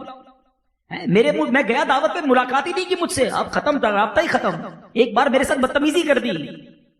مجھے سمجھ نہیں آتا کہ ایک طرف تو ہم اپنے آپ کو نبی پاک علیہ السلام کا غلام کہتے ہیں اور عادتیں ساری ان کے خلاف والی ہیں. وہ نعت تو کئی بار جھوم جھوم کر سنی ہوگی نا کہ سلام اس پر کہ جس نے گالیاں سن کر دعائیں، سلام اس پر کہ جس نے خون کے پیاسوں کو کبائیں دی. ارے میرے آقا برا بھلا کہنے والوں کو دعائیں دیتے، پتھر برسانے والوں کو دعائیں دیتے، اور آج نہ ہم اپنے گھر والوں کو معاف کرنے کے لیے تیار ہیں، نہ مسلمانوں کو معاف کرنے کے لیے تیار ہیں. نہ کرے ایسا. شب قدر کی دعا یاد ہے سب کو؟ یاد. کبھی معنی سمجھا اس کا؟ اللہم انک عفو، اے اللہ تو معاف کرنے والا ہے، تحب العفو، تو معافی کو پسند کرتا ہے. فاعف عنی، اللہ مجھے بھی معاف کر دے. اللہ سے یہ عرض کرتے ہو کہ اللہ تو معافی کو پسند کرتا ہے، خود معافی کو پسند کرتے ہو، خود تو معاف کرنے کے لیے تیار نہیں ہے. نہ کریں یہ دشمنیاں. نبی پاک نے فتح مکہ کے موقع پر کیسوں کو معاف کیا تھا، جنہوں نے صحابہ کو شہید کیا. آپ کے عزیز چچا حضرت حمزہ رضی اللہ تعالیٰ کے کلیجہ چبانے والوں کو بھی آپ نے معاف کر دیا. اور آج ہم چھوٹی سی غلطی کرنے والے نہ ملازم کو معاف کرنے کے لیے تیار ہیں، نہ بیوی کو معاف کرنے کے لیے تیار ہیں، نہ رشتہ داروں کو معاف کرنے کے لیے تیار ہیں. کئی جگہوں پر ہم نے سنا کہ میاں بیوی میں دوری ہے. بیوی کہتی ہے شوہر معافی مانگے تو آؤں گی، شوہر کہتا ہے بیوی معافی مانگے تو آؤں گی. اس چکر میں ایک سوری کے چکر میں دونوں دور بیٹھے ہیں. کئی سال ہو گئے. دو دوست ایک دوسرے کو یاد بھی کرتے ہیں، بچپن کے دوست تھے، لڑائی ہو گئی، یاد بھی آتی ہے، مگر کہتے ہیں میں کیوں جاؤں، غلطی تو اس نے کی تھی نا، وہ سوری کرے پھر جاؤں گا. وہ ایک سوری نے تم دونوں کو دور بٹھایا ہوا ہے. ایسا نہ کرو، چھوٹی سی زندگی ہے، پیار سے گزارے. اگر وہ نہیں کرتا آپ بجا کے سوری کر لیں. شیطان ابھی آپ کے دماغ میں بات ڈالے گا، یار مولانا صاحب بات تو ٹھیک کر رہے ہیں مگر قصور تو اس کا تھا، میں کیوں معافی مانگوں؟ تو یہی تو بتا رہا ہوں، قصور کس کا تھا؟ حضرت ابوبکر صدیق نے کس کو معاف کیا؟ جس کا قصور نہیں اس کو آپ نے معاف کیا. تو کیا معاف کیا؟ معافی تو بنتی اسی کی ہے جس نے قصور کیا ہو. آپ کا یار آپ کا کوئی قصور نہیں ہے، میں نے معاف کیا، تو یہ معافی ہے؟ معافی تو یہ ہے کہ قصور اس نے کیا پھر بھی معاف کر دیں. وَلْيَعْفُوا وَلْيَصْفَحُوا. اللہ کرے جملہ یاد ہو جائے نا، جب غصہ آنے لگے نا، جب بدلہ لینے کو جی چاہے، جب ریونج کو جی چاہے، یہ آیت کا جملہ یاد کر لو. وَلْيَعْفُوا وَلْيَصْفَحُوا. اور اللہ نے آگے فرمایا کہ کیا تم اس بات کو پسند نہیں کرتے کہ اللہ تمہیں معاف کر دے؟ اگر ہم معاف نہیں کریں گے نا، اور اگر ہمیں معاف نہ کیا گیا تو حدیث پاک ہے جس کا مضمون ہے کہ جو رحم نہیں کرتا اس پر رحم نہیں کیا جائے گا، اور جو معاف نہیں کرتا اسے معاف نہیں کیا جائے گا. اب آپ چیک کر لیں، بدلے لیتے رہیے. اگر ہمیں پکڑ لیا گیا ہم کدھر جائیں گے؟ ہماری کتنی گناہ ہیں، ہماری کتنی خطائیں ہیں. بندوں کو معاف کرو اس نیت سے کہ اللہ میں نے بندے کو معاف کیا، تو رحمان ہے، تو مجھے معاف کر دے. اللہ کرے کہ دل میں اتر جائے میری بات، دشمنیاں ختم کر دے. ہماری میمنی کا ایک جملہ بڑا پیارا ہے، جو نمیوں وہ اللہ کے گمیوں، نم جائے جھک جائے، معافی مانگ لیجیے. آپ کا قصور نہیں پھر بھی مانگ لیجیے، فون کر لیجیے، بھائی معاف کر دو یار غلطی ہو گئی. اچھا معافی بھی بعض اوقات مانگنے نہیں آتی ہے. کچھ لوگوں کی معافی بھی ایسی ہوتی ہے جو قابل معافی ہوتی ہے. بھائی دیکھو معافی مانگ رہا ہوں، معاف کرنا ہے تو کر دو، پھر نہیں مانگوں گا. بندہ کہ یار معافی مانگنے ہے جھگڑا کرنا ہے. معافی نرمی سے ہوتی ہے، عاجزی سے ہوتی ہے، پیار سے ہوتی ہے. اگر واقعی دوستی کرنی ہے، فارمیلٹی تو پوری نہیں کرنی نا کہ عبدالحبیب بھائی آپ نے کہا تھا میں مانگ کے آ گیا پھر بھی نہیں مانا، تو پھر تمہاری مرضی ہے. ہم تو چاہتے ہیں کہ ختم کرے چیزیں کو، ختم کوئی تحفہ لے کے چلے جائیں ان کے گھر میں. ہاں کاروباری جھگڑا ہو جاتا ہے، کاروبار میں پرابلم ہو جاتی ہے، کبھی پیمنٹ اس نے لیٹ کر دی، کبھی آپ نے لیٹ کر دی. آپ کو لگتا ہے یار چلو جو بھی ہوا مسلمان ہے نا، غلطی ہوگی، ختم کریں، دوستی کریں. کاروبار کریں یہ ضروری نہیں ہے آپ کہہ رہے میں نے کاروبار اس سے نہیں کرنا، کوئی مسئلہ، لیکن بات چیت تو کریں، دوستی تو کریں، ملاقات تو کریں. تو آپ ان چیزوں کو ختم کریں اور سیکھیں صدیق اکبر رضی اللہ تعالیٰ کی سیرت سے کہ آپ کو شدید تکلیف پہنچی تھی. Look at the beautiful multiplication. ایک درود پاک 10 رحمتیں، 10 درود پاک 100 رحمتیں، 100 درود پاک 1000 رحمتیں، ملٹیپلائی بائی 10 رحمتیں ہوتی جا رہی ہیں. ہم سب چاہتے ہیں سیکیور رہیں، سیف رہیں، بزنس پہ جائیں تو وہاں رحمت ہو، گھر والے پیچھے خیر سے رہیں. حالات بھی ایسے ہیں کہ ہم چاہ رہے ہوتے ہیں کہ سب چیزیں سیف اینڈ سیکیور رہیں، تو رحمت الہی جس پر برستی رہے گی کیسے انشاءاللہ وہ سیف رہے گا، کتنی برکتیں ملیں گی. تو the more you want to get the رحمت of اللہ سبحانہ و تعالیٰ، the more you recite درود پاک. جتنی رحمتیں چاہیے آپ اتنا درود پاک پڑھتے جائیں، ملٹیپلیکیشن ہوتی جائے گی. مگر اس حدیث کا جو اگلا پارٹ ہے وہ اور خوبصورت ہے. اللہ کے حبیب علیہ السلام فرماتے وَمَن صَلَّ عَلَيَّ أَلْفًا، جو مجھ پر 1000 بار درود پاک پڑھے، زاحمت کتفہ کتفی علی باب الجنہ، آقا فرماتے ہیں جنت کے دروازے پر اس کا کاندھا میرے کاندھے سے چھو رہا ہوگا. یعنی ہم سب کی تمنا تو یہ ہے کہ پیارے آقا علیہ السلام کے پیچھے پیچھے جنت پہ چلے جائیں، یہی ہمارے لیے بہت بڑی بات ہے. مگر کاندھے سے کاندھا کس کا ٹچ ہوتا ہے؟ امام صاحب اعلان کرتے ہیں نا، کاندھے سے کاندھا ملا لیں، صفے درست کر لیں. It means very next to me, بالکل جو میرے برابر میں ہوتا ہے نا، میرا کاندھا تو اس سے ٹچ ہوتا ہے. تو آقا کیا فرما رہے ہیں صلی اللہ تعالیٰ علیہ وسلم، 1000 بار درود پاک پڑھنے والے کا ڈور آف ہیون، جنت کے دروازے پر میرا کاندھا اس کے کاندھے سے چھو رہا ہوگا. کتنا کمال کا وظیفہ ہے. تو پلیز اپنی زندگی میں درود پاک کو شامل کیجئے. بہت سارے لوگ ملتے ہیں کہتے ہیں کوئی وظیفہ بتا دیں، کوئی سولیوشن بتا دیں، کوئی اچھا سا وظیفہ بتا دیں. سچی بات بتا کیا ہے؟ ہر درد کی دوا ہے صلی علی محمد، ہر درد کی دوا ہے صلی علی محمد، تعویذ ہر بلا ہے صلی علی محمد. اللہ کرے کہ ہم اس کو انڈرسٹینڈ کرنے والے بن جائیں اور ہماری زبان درود پاک سے تر رہے. آئیے مل کر محبت کے ساتھ با آواز بلند درود پاک پڑھ لیں. صلو علی الحبیب صلی اللہ تعالی علی محمد صلی اللہ علیہ وسلم. آج جو ہمارا موضوع ہے وہ بڑا کمال کا موضوع ہے اور ویری امپورٹنٹ ٹاپک ہے. اور لیکن اس ٹاپک کی طرف جانے سے پہلے میں one of the historical personality of Islam, یعنی اسلام کی تاریخ کی ایک ایسی عظیم شخصیت کا میں نے ذکر کرنا ہے، پھر ہمیں اس سے انشاءاللہ سیکھنا بھی ہے. اور وہ شخصیت ہیں کہ سرکار دو عالم علیہ الصلوۃ والسلام کے بعد کائنات میں سب سے بڑا مرتبہ اگر کسی کا ہے تو وہ ان کا ہے. وہ کون ہے؟ وہ حضرت ابراہیم علیہ نبینا علیہ الصلوۃ والسلام ہے. ٹھیک ہے نا؟ کبھی کبھی تھوڑی سی کنفیوژن ہو جاتی ہے کہ افضل البشر بعد الانبیاء وہ کون ہے؟ حضرت ابوبکر صدیق رضی اللہ تعالیٰ عنہ. تو یاد رکھیے وہ انبیاء کے بعد افضل ہے، لیکن اگر انبیاء کو بھی شامل کر لیا جائے تو پوری یونیورس میں، پوری کائنات میں اللہ کے حبیب جناب رسول اللہ صلی اللہ علیہ وسلم کے بعد جو دوسرے نمبر پر شخصیت آتی ہے جن کا مرتبہ سب سے بڑا ہے وہ حضرت ابراہیم علیہ نبینا علیہ الصلوۃ والسلام ہے. حضرت ابراہیم کی ایک اور خوبصورت، بہت ساری انشاءاللہ باتیں سنیں گے ان کے بارے میں، مگر آپ جو ہے نا یہ وہ ہستی ہیں کہ چاروں آسمانی مذاہب میں آپ کا ادب ہے. اچھا ابراہیم جو آپ کا نام ہے اس کی وجہ تو بتاتا ہوں، لیکن آپ ابو الانبیاء بھی کہلاتے ہیں، یعنی آپ کے بعد جتنے نبی ہوئے وہ سب آپ کی اولاد سے ہوئے. اس لیے آپ انبیاء کے والد بھی کہلاتے ہیں. اچھا آپ کا نام جو ابراہیم ہے نا، آپ کے والد کا نام تارخ تھا، اور ابراہیم ایکچولی سریانی زبان کا لفظ ہے اور اس کے معنی ہے ابن رحیم، یعنی مہربان باپ. چونکہ آپ بچوں پر بہت مہربان تھے، مہمان نوازی آپ کی بڑی مشہور تھی، اس لیے آپ کو ابراہیم کہا جاتا ہے. بعض لوگوں نے کہا کہ ابراہیم اصل میں ابرام تھا، جس کے معنی ہے بزرگ. چونکہ آپ بہت سے انبیاء کرام کے والد ہیں اور سارے دینوں میں آپ کی عزت ہے، حتیٰ کہ مشرکین عرب بھی آپ کی عظمت کرتے تھے، عزت کرتے تھے، اس لیے آپ کا نام ابراہیم ہوا. اچھا آپ کا ایک بڑا پیارا لقب ہے ابو الضیفان، یعنی مہمان نواز، بہت مہمان نواز. آپ کے بارے میں آتا ہے کہ آپ کا گھر سڑک کے کنارے پر تھا، جو بھی گزرتا آپ اس کو گھر لے آتے اور اس کی مہمان نوازی فرماتے. بلکہ مہمان نوازی کی ابتدا جو ہے وہ حضرت ابراہیم علیہ نبینا علیہ الصلوۃ والسلام نے کی ہے. اچھا پھر اسی طرح آپ کے بہت سارے زندگی میں ایسے ایسے واقعات ہوئے کہ جس کے بارے میں انشاءاللہ جب ہم سنیں گے تو ایمان تازہ ہو جائے گا. یاد رہے کہ کعبے کی تعمیر جو ہے وہ بھی حضرت ابراہیم علیہ نبینا علیہ الصلوۃ والسلام نے کی، اور اپنے بیٹے کے ساتھ مل کر کی، حضرت اسماعیل علیہ نبینا علیہ الصلوۃ والسلام کے ساتھ. یہ جو مقام ابراہیم ہے نا، یہ ایک ایسا معجزہ ہے. آپ کو پتہ ہے مقام ابراہیم کو ٹائم کتنا ہو گیا ہے؟ علماء کہتے ہیں اپروکسیمیٹلی 5000 سال سے زیادہ عرصہ ہو چکا ہے. یہ جو باکس ہے نا مقام ابراہیم کے اوپر، یہ اب لگا ہے 200-500 سال پہلے یہ پتھر کھلے آسمان تلے پڑا ہوتا تھا. کھلے آسمان تلے ہزاروں بارشیں، ہزاروں آندھیاں، ہزاروں موسم تبدیل ہوئے، مگر کمال دیکھیں وہ پتھر میں حضرت ابراہیم کے قدموں کا نشان آج بھی ویسے ہی موجود ہے.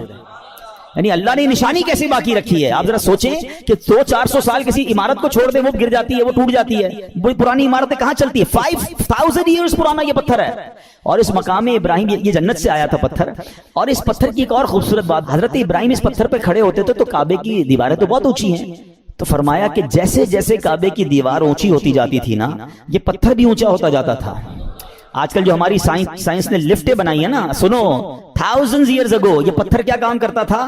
جب نیچے پتھر لگانا ہوتا تھا یہ پتھر نیچے آ جاتا تھا، جب اونچا پتھر لگانا پڑتا تھا یہ پتھر اونچا ہو جاتا تھا. تو اللہ کی قدرت کا ایسا نظارہ ہے، اور آج بھی مقام ابراہیم جو ہے سبحان اللہ وہ موجود ہے. ایک عشق والی بات بھی سن جاؤ، ٹھیک ہے؟ ہم اپنے بیان میں کچھ عقیدے کا بھی ذکر کر دیا کرتے ہیں، کوئی عشق رسول کی بات بھی کر لیتے ہیں.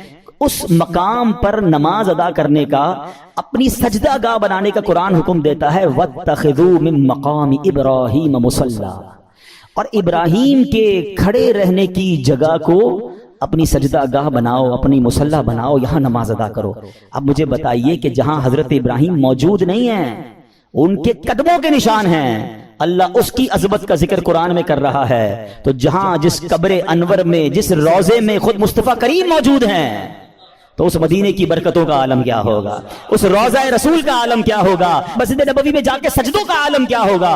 تو آپ سوچئے کہ سبحان اللہ. اچھا پھر یہاں ایک اور بات سیکھنے کو مل رہی ہے، اللہ والے جہاں سے گزر جائیں، جہاں ٹچ کر دیں، جہاں وقت گزار لیں، وہ جگہ ایسی مقبول ہو جاتی ہے کہ وہاں جائیں تو جا کر دعائیں قبول ہونا شروع ہو جاتی ہیں. تو اگر آج کوئی مقدس مقام پر کسی اللہ کے ولی کے مزار پر جا کر اللہ سے دعا مانگ رہا ہے تو یہ رحمتوں کے نزول کی جگہ ہے. یہ قرآن سے ہمیں سیکھنے کو مل رہا ہے. Let's come to the topic. اب حضرت ابراہیم علیہ نبینا علیہ الصلوۃ والسلام جو ہے نا، وہ اتنی عظیم ہستی ہیں کہ آپ کے کچھ اسپیشلٹیز ہیں، ایکسکلوسیوٹی ہے، یعنی وہ صرف آپ کے ساتھ خاص ہیں. وہ چند باتیں عرض کرتا ہوں. حضرت ابراہیم علیہ الصلوۃ والسلام نبی پاک علیہ الصلوۃ والسلام کے بعد سب سے افضل ہیں. اسی طرح حضرت ابراہیم علیہ الصلوۃ والسلام اپنے بعد آنے والے سارے نبیوں کے والد بھی ہیں. اچھا اسی طرح آپ ہی کی یادگار حج کے ارکان ہیں، آپ ہی کعبہ شریف کی پہلی تعمیر کرنے والے ہیں. اس طرح جس پتھر پر کھڑے ہو کر آپ نے کعبے کو تعمیر کیا، اس پتھر پر اس کے قریب قیام اور سجدے ہونے لگ گئے، اور قیامت میں سب سے پہلے آپ ہی کو عمدہ لباس عطا ہوگا، آپ کے فوراً بعد جناب رسول اللہ صلی اللہ تعالی علیہ وسلم کو عطا ہوگا. تو یہ وہ مقام ہے حضرت ابراہیم علیہ نبینا علیہ الصلوۃ والسلام کا. اب آتے ہیں آپ کی زندگی کے بہت خوبصورت واقعات ہیں. میں نے کہا نا کہ آج چونکہ ٹاپک میرا توکل ہے تو میں ایک ہی واقعے کو روکوں پہ بات کروں گا، ورنہ حضرت ابراہیم کی سیرت ایسی سیرت ہے، میں نوجوانوں کو، ینگسٹرز کو، سب کو کہوں گا وی مسٹ ریڈ، کیونکہ آپ کی زندگی میں نمرود کی آگ کا واقعہ بھی ہے، آپ کی زندگی میں خانہ کعبہ کی تعمیر کا، اور کس طرح آپ اپنی زوجہ کو، اپنے بچے کو ایک بالکل لکو دک صحرا میں چھوڑ کر آ گئے. کیسا رب پر بھروسہ تھا کہ اللہ کی اطاعت میں دودھ پیتے بچے کو، حضرت اسماعیل کو چھوڑ کر آ گئے، مگر وہاں چھوڑنا پورے مکے شہر کی آبادی کا سبب بن گیا. اور پھر آپ ہی کی زندگی میں وہ واقعہ بھی ہے کہ جس میں کیا ہوا تھا کہ آپ علیہ نبینا علیہ الصلوۃ والسلام کے ساتھ جو کعبے کی تعمیر ہوئی، آپ علیہ الصلوۃ والسلام کے ساتھ بہت سارے ایسے واقعات، وہ پرندوں کا ذبح کرنا بھی ہے، آپ علیہ الصلوۃ والسلام کے بہت سارے معجزات ہیں جو سننے اور دیکھنے کے قابل ہیں۔ اور پھر آپ کو جب خواب میں حکم دیا گیا کہ اپنے بیٹے کو ذبح کرو، تو آپ نے اپنے بیٹے کو ذبح کرنے میں بھی کسر نہ چھوڑی۔ یہ اللہ کے کیسے بندے تھے، ہر قربانی کے لیے ہر وقت تیار ہو جاتے تھے۔ آپ کو پتہ ہے حضرت ابراہیم کو اولاد کب ملی تھی؟ حضرت ابراہیم اللہ سے دعا کرتے تھے، اسمع یا ایل، اسمع یا ایل، اسمع لفظ عربی کا، اسمع کے معنی ہوتا ہے اللہ سن لے، ایل ہے عبرانی زبان کا لفظ، the meaning of L is پروردگار، اللہ، اے اللہ میری سن لے، مجھے بیٹا دے دے، مجھے اولاد دے دے۔ 99 ایئرز کی ایج میں جا کر حضرت ابراہیم کو حضرت اسماعیل عطا ہوئے ہیں۔ آپ ذرا سوچیں، دو باتیں سیکھنی ہے اس میں، مایوس نہیں ہوئے، پکارتے رہے ہیں۔ ہم تو 2-4 مہینے کوئی دعا کرے کام نہ ہو، بندہ کہتا دعا کا فائدہ ہی کوئی نہیں ہے۔ اچھا میری اور آپ کی حیثیت کیا ہے؟ وہ خلیل اللہ ہیں، اللہ کے دوست ہیں، 99 ایئرز کی دعا، کمال ہے نا۔ اس سے سیکھنے کو مل رہا ہے کہ دعا سے مایوس نہیں ہونا۔ اور دوسری بات یہ سیکھنی ہے کہ اللہ والوں کو آزمایا بھی جاتا ہے، ہاں آزمائشیں آتی ہیں، ان کو ٹیسٹ کیا جاتا ہے، ہماری دعا قبول نہ ہو اللہ سے ہی بدزن ہو جاتے ہیں۔ توبہ توبہ، ایسا کبھی نہیں کرنا۔ اور دوسری بات، آج ہم میں سے کسی کو 5, 10, 15 سال کے گیپ کے بعد بچہ ہو جائے یا اولاد ہی نہیں ہو رہی اور 10 سال بعد پہلی اولاد ہو، اس کو تو پیر زمین پہ نہیں لگنے دیتے، کتنا پیار دیتے ہیں اس کو، کیئر کرتے، بھائی بڑی مرادوں سے ملا ہے، 99 سال کی عمر میں بیٹا ملا ہے اور حکم ہو رہا ہے اس بیٹے کو ہی ذبح کر دو۔ آپ امتحان کا لیول تو سوچو یار، امیجن نہیں کر سکتے ہم میں سے آج تک کس کو یہ کہا گیا، اور آپ نے کوئی ہیلا بہانہ تلاش نہیں کیا، آپ تو چلے گئے۔ اور بیٹا بھی کہتا ہے ابا جان کیجئے جو رب کا حکم ہے، آپ نے چھری بھی پھرا دی، اپنا کام پورا کیا انہوں نے۔ وہ تو اللہ کی شان تھی کہ چھری نے حضرت اسماعیل کو کوئی نقصان نہ پہنچایا، اللہ نے جنتی مینڈا بھیج دیا، اب وہ ذبیح اللہ کہلائے حضرت اسماعیل نبی علیہ السلام۔ سیکھیں ان بزرگوں کی سیرت سے، کیا صبر تھا، کیا بھروسہ تھا، قربانی کے لیے ہر وقت تیار رہتے تھے۔ ہمیں چھوٹی سی قربانی دینی ہو تو ہم پیچھے بانٹ جاتے ہیں، کوئی نہ کوئی بہانہ تلاش کرتے ہیں۔ آئیے آج میں حضرت ابراہیم کا وہ واقعہ سنانا چاہتا ہوں جو ہمارے جو مین ٹاپک ہے اس کو کور بھی کرے گا اور ہمیں بہت کچھ سیکھنے کو ملے گا۔ آپ کی ایج تھی ایک روایت کے مطابق 18 یا 20 سال۔ اب جس ایریا میں رہتے تھے وہاں ہوتی تھی بت پرستی، لوگ بتوں کی پوجا کرتے تھے، آپ ان بتوں سے بڑے بیزار تھے، اب اللہ وحدہ لا شریک کی عبادت کرتے تھے۔ تو ہر سال اس علاقے میں، اس ولیج میں ایک میلہ ہوتا تھا، اس میں شراب پیتے تھے لوگ، ناچ گانے کرتے تھے، جو بھی ان کو خرافات کرنے ہوتے تھے۔ تو انہوں نے کہا کہ آپ بھی چلیں، حضرت ابراہیم کو بھی بلایا، آپ نے کہا میں نہیں جاتا۔ سارے گاؤں والے چلے گئے، آپ اکیلے اس گاؤں میں رہ گئے۔ آپ نے کہا یہ کدھر جاتے ہیں، بت خانے میں جا کر کیا کیا کرتے ہیں؟ آپ اس بت خانے کے اندر چلے گئے، جو بھی ان کا ٹیمپل کہہ لیں، مندر کہہ لیں، آپ اس کے اندر گئے۔ آپ نے دیکھا عجیب عجیب قسم کے بت بنے ہوئے ہیں، کوئی چھوٹا ہے کوئی بڑا ہے۔ آپ کو بڑا غصہ آیا، آپ نے کلاڑا لیا، کسی کا ہاتھ توڑا، کسی کا پیر توڑا، کسی کا ناک توڑا کہ یہ اس کی عبادت کرتے ہیں۔ اور جو سب سے بڑا بت تھا اس کے کاندھے پر کلاڑی رکھ کر آپ باہر آ گئے۔ جب وہ سارے لوگ شرابیں پی کر عیاشیاں کر کر واپس آئے تو جب اپنے ٹیمپل کے اندر گئے تو حیران ہو گئے کہ یہ بتوں کو کس نے توڑ دیا، ہمارے خداؤں کو کس نے ہاتھ پیر توڑ دیے۔ بڑا غضب، بڑا غصہ، ڈھونڈو کس نے کیا۔ کہا ایک ہی نوجوان ہے جو ہمارے ساتھ نہیں چلا تھا، یہ اسی نے کیا ہوگا۔ حضرت ابراہیم علیہ نبینا علیہ السلام کو لائے اور کہا کہ یہ کس نے کیا ہے، آپ بتائیں۔ آپ نے بڑا لاجیکلی جواب دیا کہ انہی سے پوچھ لو نا، جو سب سے بڑا بت ہے اس سے پوچھ لو، دیکھو کاندھے پہ کلاڑا بھی اسی کے لگا ہوا ہے۔ تو وہ کہتے ہیں یہ تو جواب نہیں دیتے۔ اب ذرا دیکھیں لاجیکلی ڈیمونسٹریشن کیسا کیا، پریکٹیکلی کہتے ہیں نا کہ کچھ چیزیں پریکٹیکلی سمجھائی جاتی ہیں۔ آپ نے کہا اسی سے پوچھ لو نا جو سب سے بڑا ہے اور اس کی کاندھے پہ کلاڑا بھی رکھا ہے، یہ بتا دے گا کس نے توڑا ہے۔ تو وہ کہتے ہیں کہ یہ تو جواب نہیں دیتے۔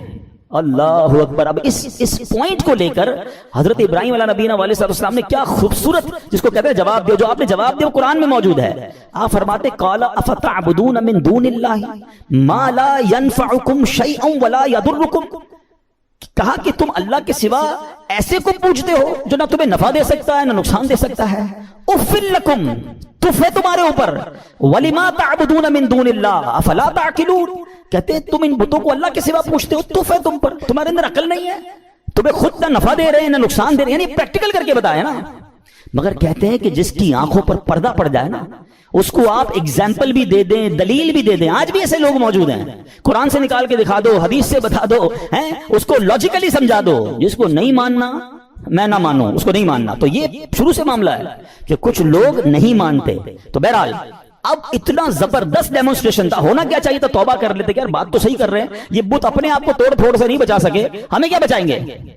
مگر اینڈ آف دا ڈے کیا ہوا؟ ان ظالموں نے کیا کہا کہ اب ان کو پکڑ کر ان کو جلا دو.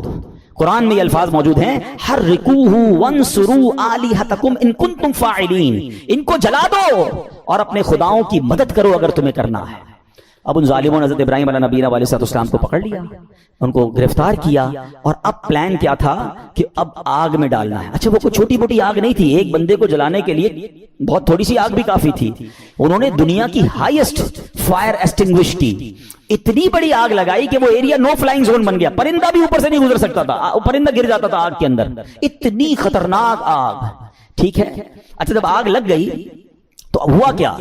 آسمان اور زمین کی تمام مخلوقات نے اللہ کی بارگاہ میں عرض کرنا شروع کر دی کہ اے خداوند تیرے خلیل آگ میں ڈالے جا رہے ہیں، اے اللہ ان کے سوا دنیا میں تیرا کوئی نام لینے والا نہیں ہے، عبادت تیری یہی کرتے ہیں، اللہ تو ہمیں اجازت دے کہ ہم ان کی مدد کریں. تو اللہ کریم نے کیا جواب ارشاد فرمایا کہ وہ میرے خلیل ہیں، میں ان کا معبود ہوں، اگر ابراہیم تم سے مدد طلب کریں تو کرو ان کی مدد. اب حضرت ابراہیم علیہ نبی علیہ السلام جو ہیں ان کے پاس ایک پانی کا فرشتہ آیا، کہتا حضور بس آرڈر کر دیں، اجازت دیں، ابھی بارش برساتا ہوں بند ہو جائے گی. اب فرماتے ہیں مجھے تمہاری مدد کی ضرورت نہیں ہے، میرا رب دیکھ رہا ہے، اگر وہ چاہے گا تو میری مدد کر دے گا، باقی مجھے تمہاری مدد کی حاجت نہیں ہے. اچھا اب کیا ہوا؟ ہوا کا فرشتہ آیا، کہتا ہے بس آرڈر کریں، ابھی ہوا چلے گی، یہ ساری آگ بجھ جائے گی، مجھے تمہاری مدد کی ضرورت نہیں ہے، میرا رب دیکھ رہا ہے، اگر وہ چاہے گا تو مدد کر دے گا. اچھا اب فرشتوں کو تو منع کر دیا، اب یہ فرماتے مجھ کو میرا اللہ کافی ہے، وہی بہترین کارساز ہے، جب چاہے گا میری مدد فرمائے گا، اس کی مرضی ہے، میں اس میں راضی ہوں. اچھا اب جب آگ میں ڈالا جانے لگا نا تو اب حضرت جبریل آئے، کہتے حضور اللہ سے تو عرض کر دیں، آپ ہماری مدد نہیں لے رہے، آپ اپنے رب سے تو کہیں نا کہ وہ آپ کی مدد کرے. آئے ہائے جواب سنو حضرت ابراہیم کا، لیول آف یقین دیکھو. آپ فرماتے میرے حال کو وہ خوب جانتا ہے، وہ دیکھ رہا ہے نا، اسے معلوم ہے میں کس تکلیف میں ہوں، میں راضی ہوں، اگر اس نے مدد کرنی ہوگی تو وہ مدد کر دے گا. پنجابی شاعر نے ایک بہت خوبصورت شعر کہا ہے، اور یہ ایکچولی اس پورے واقعے کو بڑے خوبصورت انداز میں ڈیفائن کرتا ہے کہ جے سونا میرے دکھ وچ راضی، جے سونا میرے دکھ وچ راضی، میں سکھ نو چلے پاوا ہو. کہتے مجھے کیا کرنا ہے سکھ کا، اگر میرا رب میرے دکھ میں راضی ہے نا تو میں بھی اسی پہ راضی ہوں. یہ وہ لیول ہے جو اللہ والوں کو نصیب ہوتا ہے. آپ ان کے پاس اتھارٹی تھی، ایسا نہیں تھا بے بس تھے، آپ کو باندھ دیا گیا تھا، آپ کو آگ میں ڈالا جانا تھا، ان کے پاس اتھارٹی تھی، فرشتے آ رہے تھے، مگر آپ کہتے ہیں مجھے نہیں مدد کی ضرورت تمہاری، رب دیکھ رہا ہے نا وہ کر دے گا مدد. اچھا ایج کیا ہے؟ 18 to 20 years، یہ کوئی بہت بڑی ایج نہیں تھی. اس ینگ ایج میں آپ کا لیول آف توکل اور لیول آف ٹرسٹ آن اللہ سبحانہ و تعالیٰ کیا تھا. اور اب کیا ہوا؟ اب آپ کو آگ میں پھینک دیا گیا. اچھا آپ آگ میں جو گئے تھے نا، آپ نے ایک دعا پڑھی تھی، لا الہ الا انت سبحانک لک الحمد ولک الملک لا شریک لک. اور جب آپ آگ کے شعلوں میں داخل ہوئے تو اب اللہ کریم کی طرف سے آگ کو آرڈر کیا دیا گیا. آپ نے نہیں مانگا، مگر رب کی طرف سے کیا آرڈر دیا گیا وہ بھی قرآن میں موجود ہے. اللہ فرماتا قلنا یا نار کونی بردا وسلاما علی ابراہیم. رب فرماتا ہے ہم نے فرمایا اے آگ ہو جا ٹھنڈی اور سلامتی ابراہیم پر. علماء نے اس کی بھی تفسیر بیان کی کہ اگر اللہ کی طرف سے صرف یہ حکم ہوتا نا ٹھنڈی ہو جا تو حضرت ابراہیم کو ٹھنڈ لگنا شروع ہو جاتی، اتنی ٹھنڈی ہو جاتی. آئے ہائے اللہ نے انتظام بھی فرمایا تو کیسا فرمایا، ٹھنڈی بھی ہو جا سلامتی والی بھی ہو جا.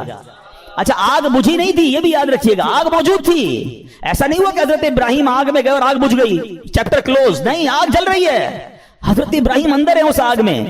کتنی دیر رہی ہے پتا ہے آپ کو؟ کچھ سمجھتے ہیں 1 منٹ 2 منٹ 5 منٹ کے بعد باہر آ گئے. علماء فرماتے ہیں، مفسرین کہتے ہیں، بعض تفسیروں میں لکھا 7 days، 7 دن آگ کے اندر رہے. ایک تفسیر میں ہے 40 دن اور ایک تفسیر میں 50 days آگ میں رہے. یعنی وہ کافر جو باہر کھڑے تھے وہ تو سمجھے چیپٹر کلوز ہو گیا ہے، مگر جب آپ باہر آتے ہیں آپ کا بال بھی بھیکا نہیں ہوتا ہے. آگ کا کام چلانا ہے، مگر رب چاہے تو وہ آگ ہی حفاظت کرنے والی بن جاتی ہے. ہم اصل میں اسباب پر نظر رکھ رہے ہیں کہ یار یہ ہو جائے گا تو یہ ہو جائے گا، یہ ہو جائے گا تو یہ نقصان ہو جائے گا. یہ میں اور آپ سمجھ رہے ہیں، میرا رب چاہے تو وہ آگ کو گلزار بنا سکتا ہے. اس پورے واقعے پر شعراء نے بڑی کمال کی شاعری کی ہے. ایک بڑا کمال کا شعر ہے. اصل میں اس واقعے سے بہت ساری باتیں سیکھنے کو ملیں گی. ایک بات سیکھنے کو پتہ کیا مل رہی ہے؟ ہر چیز لاجک پر نہیں ہوتی ہے، ہر چیز عقل پر فیصلے نہیں کرنے ہوتے. ہمارے پاس کیلکولیٹر ہے نا، ہم زندگی کے بہت سارے فیصلے کیلکولیٹر پر کرتے ہیں. بعض اوقات لوگ زکوٰۃ دیتے نا، کہتے ہیں یار 10 کروڑ روپے ہیں، 25 لاکھ روپے زکوٰۃ نکل جائے گی. ओए होए तो पैसे कम हो जाएंगे, 9 करोड़ 75 लाख रह जाएंगे। कैलकुलेटर क्या बता रहा है? पैसे कम हो जाएंगे। एक मेरा आपका कैलकुलेटर है, एक रहमत का कैलकुलेटर है। रहमत का कैलकुलेटर कहता है 2 अल्लाह की राह में ये बढ़ेंगे। अकल कहती कैसे बढ़ेंगे भाई? मैं अगर अपने जेब में पैसे दे दूंगा अल्लाह की राह में तो कम ही होंगे ना। लॉजिक ये कहती है, रहमत कुछ और कहती है। हर चीज अकल से नहीं होती है। क्या खूबसूरत शेर है, बेखतर कूद पड़ा आतिशे नमरूद में इश्क। ये छलांग जो है ना अकल ने नहीं लगाई थी, इश्क ने लगाई थी। अकल तो कह रही थी जल जाएंगे, इश्क कहता है कूद जाओ, रब का हुक्म है ना, रब की रिजा है। बेखतर कूद पड़ा आतिशे नमरूद में इश्क। अकल थी महवे तमाशाए लबे बाम अभी। अकल तो अभी सोच रही थी, इश्क ने अपना काम कर दिया। पंजाबी का एक शेर है, इश्क दे चल्ले ही नंबर ले गए। हाँ, इश्क दे चल्ले ही नंबर ले गए, अकल मंदा एवं उम्र गालियां। हाँ, बाज औकात इश्क वाले बहुत आगे बढ़ जाते हैं। और शायर मशरिक ने क्या लिखा, क्या कमाल की बात। यकीन करें ये शेर जो है ना, काश ये बात समझ आ जाए। हमें बाज औकात लगता है मसला हल नहीं हो रहा, प्रॉब्लम सॉल्व नहीं हो रही, बड़ी मुश्किल है। एक ही रिक्वायरमेंट है। शायर मशरिक लिखते हैं, अगर आज भी हो इब्राहिम सा ईमा पैदा। क्या कंडीशन है? लेवल ऑफ ईमान अगर वो हो जाए ना, तवक्कुल, ट्रस्ट, अगर आज भी हो इब्राहिम सा ईमा पैदा, आग कर सकती है अंदाजे गुलिस्तां पैदा। आज भी आग गुलजार बनेगी, आज भी आपकी प्रॉब्लम सॉल्व होगी। बस ईमान वो चाहिए, लेवल वो चाहिए जो हजरत इब्राहिम वाला नबीना अलैहिस्सलाम को अता किया गया। तो इस वाक़े से अल्लाह की रिजा पर राजी रहना, मुश्किलों पर सब्र करना और इम्तिहान पर अपने आप को स्टेडफास्ट रखना, ये हमें कुरान सिखा रहा है। और मेरे प्यारे इस्लामी भाइयों, आजकल हमारा बहुत बड़ा मसला कि ट्रस्ट डेफिसिट है। हमें दुनिया वालों पर भरोसा है, हमें रब पर भरोसा नहीं है। हम सब पर भरोसा करते हैं, हम रब पर भरोसा नहीं करते। हमारी जो है ना अल्लाह से दोस्ती कमजोर हो गई है। हमें लगता है नहीं यार ये मसला कैसे यार, जब तक ये बंदा नहीं मिलेगा ना, जब तक ये फोन नहीं करेगा, जब तक इससे मेरा कांटेक्ट डेवलप नहीं होगा, मेरा कारोबार ही नहीं बढ़ेगा, मेरा मसला ही हल नहीं होगा। ये हमारी भूल है। मैं आपको कुछ इंशाल्लाह हदीसें सुनाता हूं, फिर इस टॉपिक पे मजीद बात करते हैं कि अल्लाह के हबीब अलैहिस्सलाम क्या फरमाते हैं। अल्लाह के नबी अलैहिस्सलाम फरमाते हैं, ये जो ये तवक्कुल है ना, इसके बारे में आप फरमाते हैं कि अगर तुम ऐसा तवक्कुल करो कि जैसा तवक्कुल करने का हक है, तो अल्लाह करीम तुम्हें ऐसे अता फरमाएगा जैसे परिंदों को रोजी अता फरमाता है। अब ये इतने सारे परिंदे हैं, इनकी रोजी का इंतजाम क्या है? इतना कमाल का ये स्टडी अगर आप करें, और हदीस में आया ना कि अल्लाह ऐसे रोजी देगा जैसे परिंदों को देता है। कभी भी आपके घर में भी कोई परिंदा हो, आपने उसके घोंसले में देखा है कोई छोटी सी उसने कबट बनाई हुई हो और 2-4 दिन का चारा जमा किया हो, है किसी परिंदे के पास देखा है? नहीं। इसका मतलब ये हुआ कि 800 अरब परिंदे अप्रोक्सीमेटली डेली सुबह घर से निकलते हैं, अपने दरख्तों से उड़ते हैं, और जब शाम वापस आते हैं इन सबको अल्लाह पाक रोजी दे चुका होता है। तवक्कुल का लेवल देखे ना, तवक्कुल है ना, उनको कल का जमा ही नहीं करना। हमारे कबर्ड्स भरे हैं, हमारे अकाउंट्स भरे हुए, हमारी जेबों में पैसे, हमारे अनाज के डब्बे खोले किचन में तो कुछ ना कुछ निकल आएगा, मगर फिक्र ही खत्म नहीं होती। काल करो थीनो, परसों क्या होगा, 1 साल बाद क्या होगा, बच्चा बड़ा हो जाएगा तो क्या होगा, ये बूढ़ा हो जाऊंगा क्या होगा, मैं मर जाऊंगा तो क्या होगा। अरे अल्लाह के बंदे, सारे काम हमारे सोचने के हैं ही नहीं। जिस रब ने पैदा किया है मुझे, वो मुझे दे रहा है। जिसने बच्चों को पैदा किया उसको भी देगा। बच्ची पैदा नहीं होती, हमारी टेंशन शुरू हो जाती है इसकी शादी का क्या होगा। अरे भाई अभी तो पैदा हुई है, तो अभी से टेंशन लेने शुरू कर दी हमने। नहीं, अल्लाह पर भरोसा, यकीन, वो करीम है, वो मालिक है, सारी दुनिया को अता कर रहा है, मुझे भी देगा। है बड़ा खूबसूरत जुमला उलमा कहते हैं, वो चूंटी को कन देता है और हाथी को मन भी वही देता है। हाथी की खुराक देखिए, है वो मनो खाता है, चूंटी जर्रा खाती है, वो जर्रे चूंटी को जर्रा भी पहुंचा देता है और हाथी को मनो भी पहुंचा देता है, तो वो मुझे भी देगा, बस लेवल चाहिए। एक और बड़ी खूबसूरत हदीस पाक है, अल्लाह के नबी अलैहिस्सलाम फरमाते हैं, जिसको ये पसंद हो कि वो लोगों में सबसे ज्यादा कवि हो जाए। हमें से बहुत सारे लोग बड़े कमजोर होते हैं, डर जाते हैं, खौफजदा रहते हैं, ये उनके लिए हदीस का पार्ट बड़ा जबरदस्त है। आप फरमाते हैं जो ये चाहता है कि सबसे ज्यादा कवि हो जाए, तो उसे चाहिए कि अल्लाह अज़्ज़ व जल पर तवक्कुल करे, और जिसको ये पसंद हो कि वो जमाने में बाइज्जत हो जाए, उसे चाहिए तकवा इख्तियार करे, और जिसको ये बात पसंद हो कि सब लोगों से ज्यादा दौलतमंद हो जाए, तो अपने पास मौजूद शय से ज्यादा उस पर एतमाद करे जो अल्लाह ताला के दस्ते कुदरत में है। हम अपने माल पर बड़ा भरोसा कर रहे होते हैं, यार भाई देखो पैसे जमा कर लो, मुसीबत में काम आएंगे। हाँ, कोई बीमार हो गया ना तो अच्छा डॉक्टर कर सकोगे, मक्के मदीने जाना है ना तो हज के लिए पैसे चाहिएंगे। ये भूल है हमारी। मुझे बताइए, आपके पास करोड़ों रुपए हैं, आप दुनिया का बेस्ट डॉक्टर हायर कर लें, बेस्ट हॉस्पिटल में चले जाएं, अल्लाह ने शिफा नहीं देनी तो नहीं देनी। ہاں مجھے کووڈ کا زمانہ یاد آ گیا. پیسے کم تھے لوگوں کے پاس, منتیں کر رہے تھے کہ ہاسپٹل میں کمرہ مل جائے, بیسٹ کمرہ لے لیا, سلنڈر لے لیا, بڑی سورسیں لگتی تھی. مجھے یاد ہے اچھی طرح, مجھے دبئی سے کال آئی تھی, بہت اچھے ہمارے دوست ہیں, اللہ نے ان کو بہت نوازا ہے, بہت نوازا, اور مطلب وہ بندہ ایسا کہ پورا ہاسپٹل خرید سکتا ہے. اس نے مجھے فون کیا کہ عبدالحبیب بھائی میرے چچا جو ہیں کووڈ ہو گیا ان کو, اس کو بڑا خوف تھا کراچی میں, پورا کراچی لاک ڈاؤن میں تھا. کہہ رہا یار کچھ کر دیں, جتنے پیسے خرچ ہوتے ہیں بتائیں, ان کو کوئی کمرہ, ان کو کوئی ہاسپٹل میں جگہ نہیں مل رہی ہے, سلنڈر نہیں مل رہا, کچھ کریں. یعنی وہ کروڑ 2 کروڑ 5 کروڑ بھی خرچ کر دیتے, کچھ نہیں ہوا, اور 2 سے 3 دن بعد ان کا وصال ہو گیا. کدھر گئے پیسے, کدھر گئی سورس ہے؟ یاد رکھیے گا. اور آپ نے بھی دیکھا ہے, میں نے بھی دیکھا ہے, بندے کے پاس کچھ نہیں ہے, ڈاکٹر کہتے نہیں بچے گا. میں کل ایک مریض سے مل کے آیا ہوں, کبھی کہیں گے تو آپ کو انشاءاللہ یہاں لا کے ان سے بات کرواؤں گا. مجھے کہتے ہیں میری رپورٹ میں نے ڈاکٹر کو دکھائی کہ 3 مہینے تمہارے پاس, 3 مہینے. کل رات میری ملاقات ہوئی, کہہ رہے اس بات کو 4 سال ہو گئے ہیں. میں انہوں نے اپنے روحانی علاج کچھ کیا, وظائف پڑھے, مجھے بتایا سارا, انہوں نے پورا سسٹم بتایا. میرا رب چاہے نا, انہوں نے اس کے بعد میں نے کوئی بایوپسی نہیں کرے, لیور کینسر, کہہ رہے تمہیں ٹرانسپلانٹ کرا لو ورنہ 3 مہینے. کہتے نہ میں نے بایوپسی کرائی, نہ میں نے کیمو کرائی, میں نے, مجھے کچھ وظائف ملے, میں نے وہ وظائف کیے. اللہ نے مجھے, آپ کے سامنے بیٹھو میری محفل میں میرا بیان سن رہے تھے, جسے اللہ رکھے اسے کون چکے. تو یہ توکل ہے نا, یہ جو اسباب پر پاگل ہوئے ہیں نا ہم لوگ. اچھا لوگ کہتے ہیں پیسے ہوں گے نا خوش رہیں گے, یہ بھی بے وقوفی ہے. میں اس مسجد میں آیا ہوں, یہ بہت سارے امیر بیٹھے ہیں, کروڑ پتی بھی نظر آ رہے ہیں, شاید ارب پتی بھی ہوں گے. یہ بھی بھول ہے, یہ ہمارے کچھ اسلامی بھائی کو انفیریورٹی کمپلیکس ہوتا ہے, یار پیسے ہوں گے نا تو ذرا خوشی ملے گی. یہ بے وقوفی ہے آپ کی, پیسوں سے خوشی نہیں ملتی. اگر پیسوں سے خوشی ملتی ہوتی نا, دنیا میں کوئی امیر غمزدہ نہ ہوتا. میں آپ کو ایک بڑی عجیب بات کہنے جا رہا ہوں, بڑی تجربے کی بات کہنے جا رہا ہوں. دنیا میں جو ہے نا ہر کوئی سخی نہیں ہوتا. زندگی کی گاڑی مسائل کے پہیوں پر ہی چلتی ہے. امیر کے دکھ اور ہیں, غریب کے دکھ اور ہیں. ہاں مشہور آدمی کے دکھ, آپ کو کوئی مشہور لگتا ہے نا, اوئے ہوئے کیا فیم ہے بھائی, جدھر جاتا ہے لوگ جمع, اس سے پوچھو وہ لائف کیسے گزار رہا ہے, اس کی ٹینشن اور ہیں. جس کو کوئی نہیں جانتا اس کی ٹینشن اور ہے. کاروبار کرنا چاہیے جناب, کاروبار میں بڑو مزو ہے. کاروباری کے دکھ اور ہیں, نوکری والے کے دکھ اور ہیں. تو یہ دنیا مسائل کے ساتھ ہی چلے گی. آپ کو اللہ کی رضا پر راضی رہنا ہے.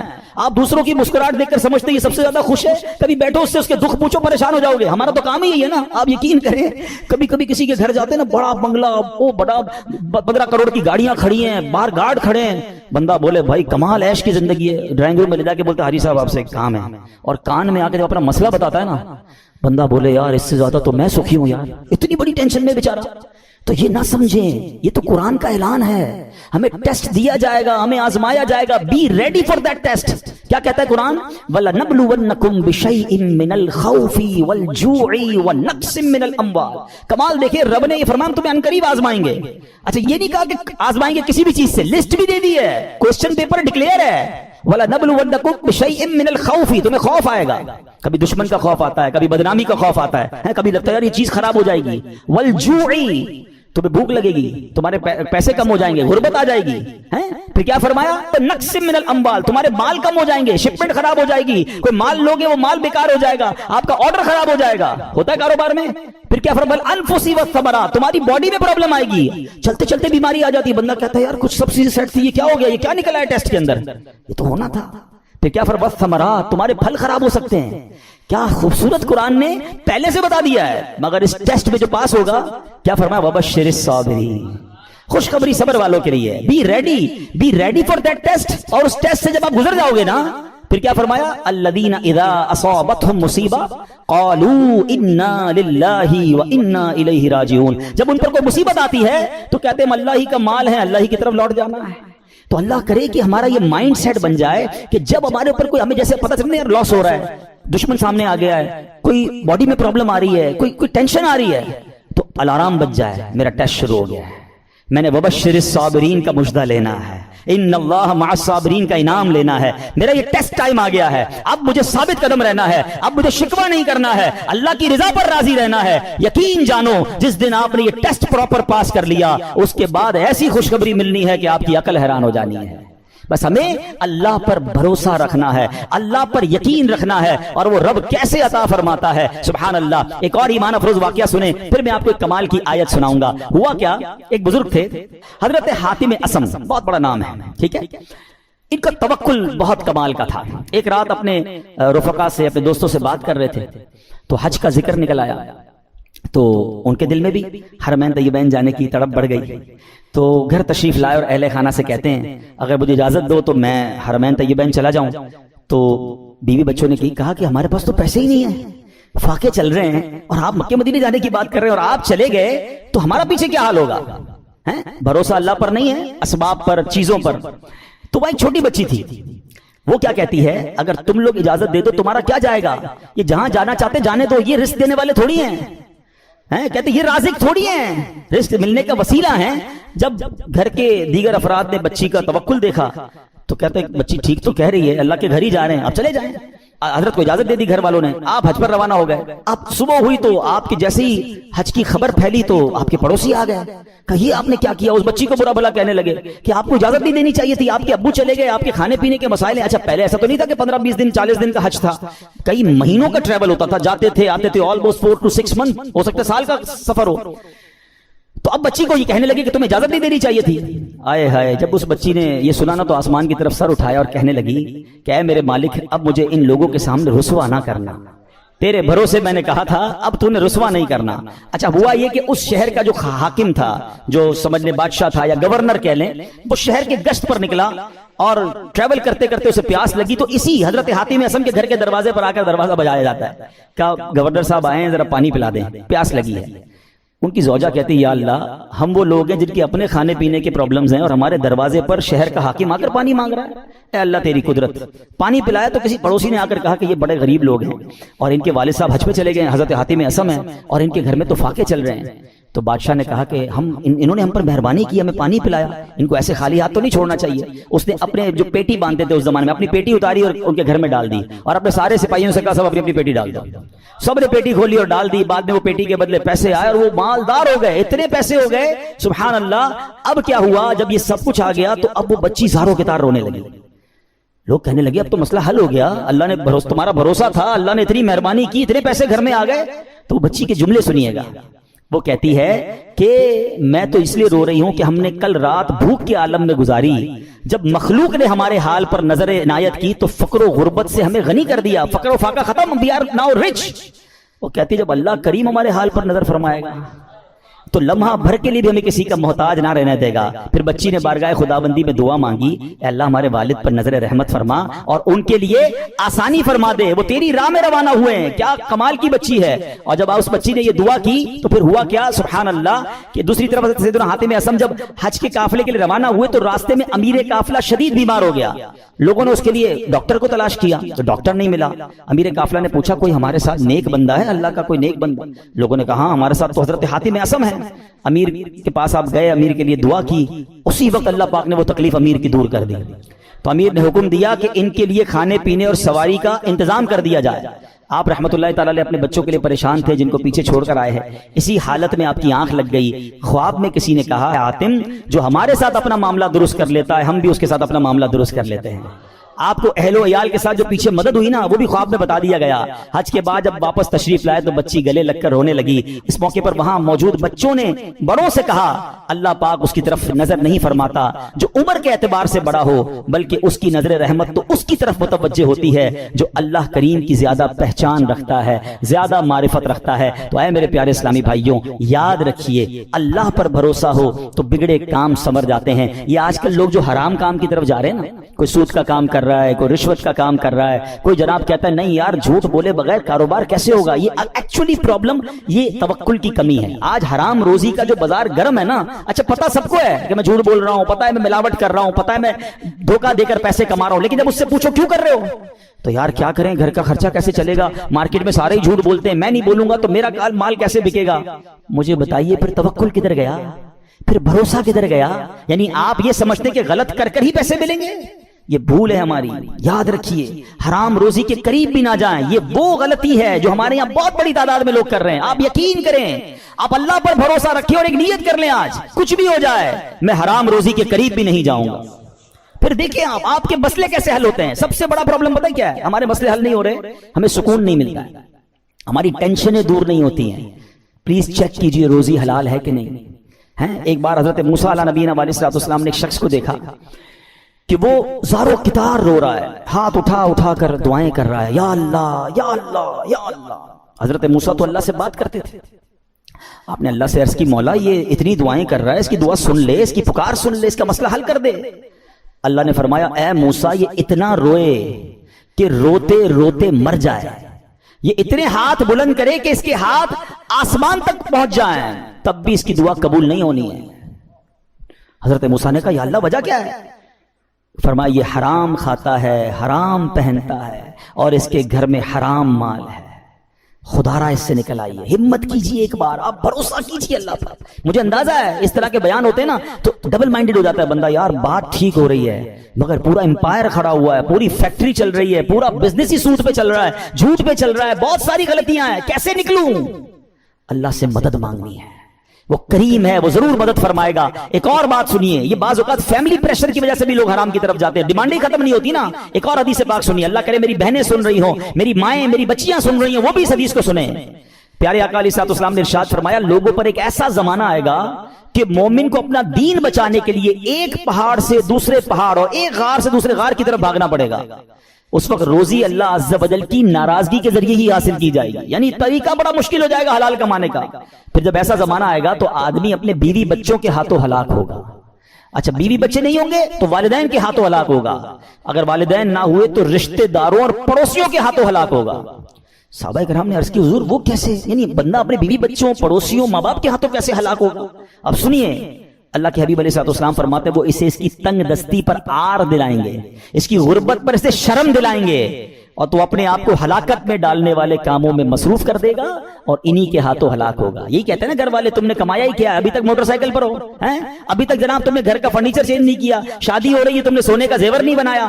گھر والوں کا پریشر، دوستوں کا پریشر، پڑوسیوں کے تانے، ایک وقت آئے گا کہ بندہ حرام کاموں کی طرف جائے گا اور پھر اللہ کو ناراض کرے گا اور انہی کے ہاتھوں ہلاک ہو جائے گا۔ یہاں میں آپ سب کو ایک بات عرض کرنا چاہتا ہوں، پلیز ایک بات یاد کر لو، پیسہ زیادہ ہونا کمال نہیں ہے، اچھا مال ہونا کمال ہے۔ ہمیں ہوتا پتہ کیا ہے کہ آپ بعض اوقات کسی امیر کو دیکھتے ہیں، آپ کو لگتا ہے یار اتنی گاڑیاں، اتنے بنگلے، جناب مزے میں تو یہ ہے، برکت اس میں ہے۔ نہیں، ایک جملہ آج یاد کر لیں، سب یاد کر لیں، برکت کوانٹٹی میں نہیں ہے، برکت کوالٹی میں ہے۔ کسی کے پاس اربوں روپے ہیں، حرام کے ہیں، سکون نہیں ہے، سو نہیں پا رہا، بچے بیمار، نافرمان، گناہگار، وہ پیسے کس کام کے ہیں؟ اور کسی کے پاس تھوڑے ہیں مگر حلال کے ہیں، سکون کی نیند آتی ہے، بڑی بیماری سے اللہ نے بچایا، بچے اور فیملی نیکوکار ہیں، بتاؤ کون زیادہ سکون میں، کون برکت والا ہے؟ پلیز حلال کی طرف توجہ رکھیں۔ ہمارا سب کا ایک ہی مسئلہ ہے کہ اگر ہماری دعائیں قبول ہونا شروع ہو جائیں ہمارے سارے مسئلے حل ہو جائیں گے۔ تو دعائیں کیسے قبول ہوں گی؟ ایک سوال کیا گیا پیارے آقا علیہ الصلوۃ والسلام کی بارگاہ میں، حضور، اور سوال کرنے والے عشرہ مبشرہ میں سے صحابی ہیں، حضرت سعد بن ابی وقاص رضی اللہ تعالیٰ عنہ۔ کوسچن کتنا پیارا ہے، کہتے حضور میں مستجاب الدعوات بننا چاہتا ہوں۔ مستجاب الدعوات کس کو کہتے ہیں؟ جو دعا مانگے وہ دعا قبول ہو جائے۔ کون کون بننا چاہتا ہے ہم میں سے؟ آئے ہائے، بس آپ اس کی خوبصورتی سمجھیں، اگر میں اور آپ مستجاب الدعوات بن گئے سارے پرابلم سالو نا، whatever problem and calamity come towards me, میں دعا کروں گا ختم ہو جائے گی، ایسا ہی ہے نا۔ اب نبی پاک علیہ الصلوۃ والسلام نے اس بیوٹیفل کوسچن کا آنسر کوئی بہت بڑا نہیں دیا، اللہ کے نبی علیہ الصلوۃ والسلام نے ون لائنر آنسر دیا۔ آقا نے فرمایا اے سعد اپنی غذا پاکیزہ کر لو تو مستجاب الدعوات بن جاؤ گے۔ ہائے ہائے، واٹ اے بیوٹیفل وے، بس ہمارا نوالا پاکیزہ ہو، ہمارا رزق پاکیزہ ہو، چھوڑ دو ملٹیپلیکیشن کو، یار وہ آگے بڑھ گیا، میرا تو پھر 2000 گز کا بنگلہ کیسے بنے گا، تو V8 کدھر سے لوں گا، تو جناب اتنا ٹریول کیسے ہوگا، یہ سب چھوڑ دیں آپ ہمت رکھیں۔ اور میں آپ کو ایک اور جملہ آج بتا دیتا ہوں، جس شخص نے حرام کو چھوڑا ہے نا وہ نیچے نہیں گیا ہے۔ دوبارہ شروع میں نے کیا کہا تھا، ایک میرا اور آپ کا کیلکولیٹر ہے، ایک رحمت کا کیلکولیٹر ہے۔ آپ مجھے ایک بات کا جواب دیں، میں نے کئی بار یہ واقعہ بیان کیا، چلو میں اس کو شارٹ کر دیتا ہوں۔ ایک مبلغ کو ایک بندہ ملا اور کہتا ہے جناب میں آپ کا بیان سنا اور مجھے ذہن بن گیا حرام چھوڑنے کا، یورپ کی بات ہے، وہ کہتے ہیں میرے سٹور پہ شراب بکتی ہے، اور بھی سامان بیچتا ہوں لیکن شراب بھی بیچتا ہوں، میں شراب بیچنا چھوڑوں گا پیسے ہی پورے نہیں ہوں گے، کرایہ ہی نہیں نکلے گا، بچوں کا کیا ہوگا؟ تو اس مبلغ نے اس بندے کو یہ کہا جو میں آپ سب کو اور میرے ویورز کو بھی کہنا چاہتا ہوں کہ یار ایک بات بتاؤ، تم حرام کما رہے ہو؟ کہتا ہے ہاں، اللہ دے رہا ہے، روزی مل رہی ہے؟ کہا مل رہی ہے۔ تم حلال کماؤ گے تو کیا وہ روزی بند کر دے گا؟ مجھے بتائیں نا، رزق دینے والا کون ہے؟ رازق کون ہے؟ میں اللہ کی نافرمانی کروں وہ دے رہا ہے، اور مجھے ڈر یہ ہے کہ میں اس کو راضی کروں گا اور وہ بند کر دے گا. یا تو روزی دینے والا کوئی اور ہوتا تو سمجھ آتی بات کہ بھائی عبادت اللہ کی کروں گا, وہ بندہ ناراض ہو جائے گا. جب روزی دینے والا رب ہے, میرا ایمان ہے, عقیدہ ہے, اس کا مطلب یا تو وہ ایمان کمزور ہے, اور اگر وہ توکل مل گیا تو یہ ڈیفینیٹلی ہوگا کہ آپ اللہ کی ناراضی چھوڑیں, آپ کو اندازہ نہیں ہوگا کہاں سے روزی آنا شروع ہو جائے گی. ہوا کیا پتہ سنیں, یہ میں آپ کو پریکٹیکل واقعہ بتا رہا ہوں. 1 یا 1.5 سال بعد اسی مبلغ کی اسی نوجوان سے پھر یورپ میں ملاقات ہوئی. وہ نوجوان ڈھونڈتا ہوا آیا, کہتا ہے میں یاد ہوں آپ کو. کہتے یار کچھ یاد تو آ رہا ہے, آپ سے ملاقات ہوئی تھی. کہا میں وہی ہوں جس نے آپ سے وعدہ کیا تھا میں شراب نہیں بیچوں گا. آپ نے کہا تھا کہ اللہ تمہاری روزی میں برکت دے گا, ایسا ہی ہوا ہے, میں نے شراب بیچنا چھوڑ دی, پتہ نہیں کدھر سے روزی آ رہی ہے, اللہ نے برکت ڈال دی ہے. یہ ایک ٹیسٹ ہوتا ہے, یہ ایک پلان آپ کو پہلے لگے گا نہیں ہوگا, اور بعض اوقات کچھ دنوں تک آزمایا بھی جائے گا. آپ بولیں یار مولانا صاحب نے کہا تھا کہ بھائی حرام چھوڑ دو, پیسے زیادہ ہو جائیں گے, میں تو روز کی رشوت 10,000 روپے لیتا تھا, میں نے چھوڑ دی, آج تو 11,000 روپے نہیں آئے. ایسا نہیں ہوگا, کچھ دن آزمایا جائے گا. ہو سکتا ہے اللہ تھوڑی میں ہی تمہیں سکون عطا کر دے, تمہیں برکت ڈال دے, یا پھر تمہیں اپنے غیب کے خزانوں سے عطا فرمائے. اب میں آخر ایک آیت, اس بیان کو اینڈ کرتے ہوئے, ایک ایسی آیت ہے ایسا دلاسا دیتی ہے, اور اتنی پریکٹیکل قرآن کی آیت ہے. یقین کریں جب پھنس جاؤ نا, اس آیت کو اللہ کرے آپ یاد کر لیں, میں ریفرنس دے دیتا ہوں, آپ ایسا کریں کہ ریفرنس نوٹ کر لیں, اپنے موبائل میں نوٹ کر لیں, پھر خود قرآن پاک سے نکال لیجئے گا. ون آف مائی فیوریٹ آیت آف قرآن پاک. آئے ہائے ہائے, کیا دلاسا دیتی ہے. پارہ نمبر 28 ہے, سورہ الطلاق ہے, آیت نمبر 2 اور 3. ٹھیک ہے, یہ آیت آپ اس کو یاد کر لو, اس کا ترجمہ یاد کر لو, جب بھی ٹینشن میں ہونا آپ یہ آیت دہرا لو. اب آیت سنیں کیا ہے. پورا فارمولا اللہ نے قرآن میں دے دیا ہے. اللہ فرماتا ہے وَمَن يَتَّقِ اللَّهَ يَجْعَلْ لَهُ مَخْرَجًا, جو اللہ سے ڈرے اللہ اس کے لیے نجات کا راستہ نکالے گا, اس کو ایگزٹ ڈور ملے گا. پھر کیا فرمایا وَيَرْزُقْهُ مِنْ حَيْثُ لَا يَحْتَسِبُ, اللہ ادھر سے روزی دے گا جدھر تمہارا گمان بھی نہیں ہوگا. اچھا اب اس کو تھوڑا پریکٹیکلی کرتے ہیں. ٹھیک ہے, یہ سفید داڑھی والے بزرگ بیٹھے ہیں, مور دین 50 ایئرز جتنے بیٹھے ہیں نا, میں نے کبھی آپ سے بات نہیں کی ہوگی اس موضوع پر, مگر آج میں بہت عجیب سا دعویٰ کرنے جا رہا ہوں. جتنے یہاں 50 سال سے بڑی عمر کے بیٹھے یا 45 سے پلس ہے نا, اب میں جو جملہ کہنے جا رہا ہوں آپ سب سے پوچھ لیجئے گا. آپ کی زندگی میں ایک بار کم از کم, اس سے زیادہ بھی ہو سکتا ہے, ایک بار ایسا ضرور ہوا ہوگا کہ آپ کو لگا ہوگا یار بس اب ختم, پھنس گئے بھائی, بڑا معاملہ آ گیا ہے, اب نہیں نکل سکتا, ادھر سے نکلوں گا کیسے. اور آپ ایسے نکلے ہوگے کہ آج جب آپ سوچتے تو آپ حیران ہیں یار میں اس پرابلم سے نکلا کیسے. کیلکولیٹر کہتا تھا قرضہ بہت ہو گیا ہے, نقصان بڑا ہو گیا ہے, پیسے پھنس گئے کہیں, کوئی پیسوں کا معاملہ ہوا ہوگا, کوئی بیماری کا معاملہ ہوا ہوگا, کوئی فیملی پرابلم ہوا ہوگا, مگر آج سوچتا ہوں تو حیران ہو جاتا ہوں ایسا ہوا ہے. سب کے کئی لوگوں کے سر ہل رہے ہیں. اس کا مطلب کیا ہے؟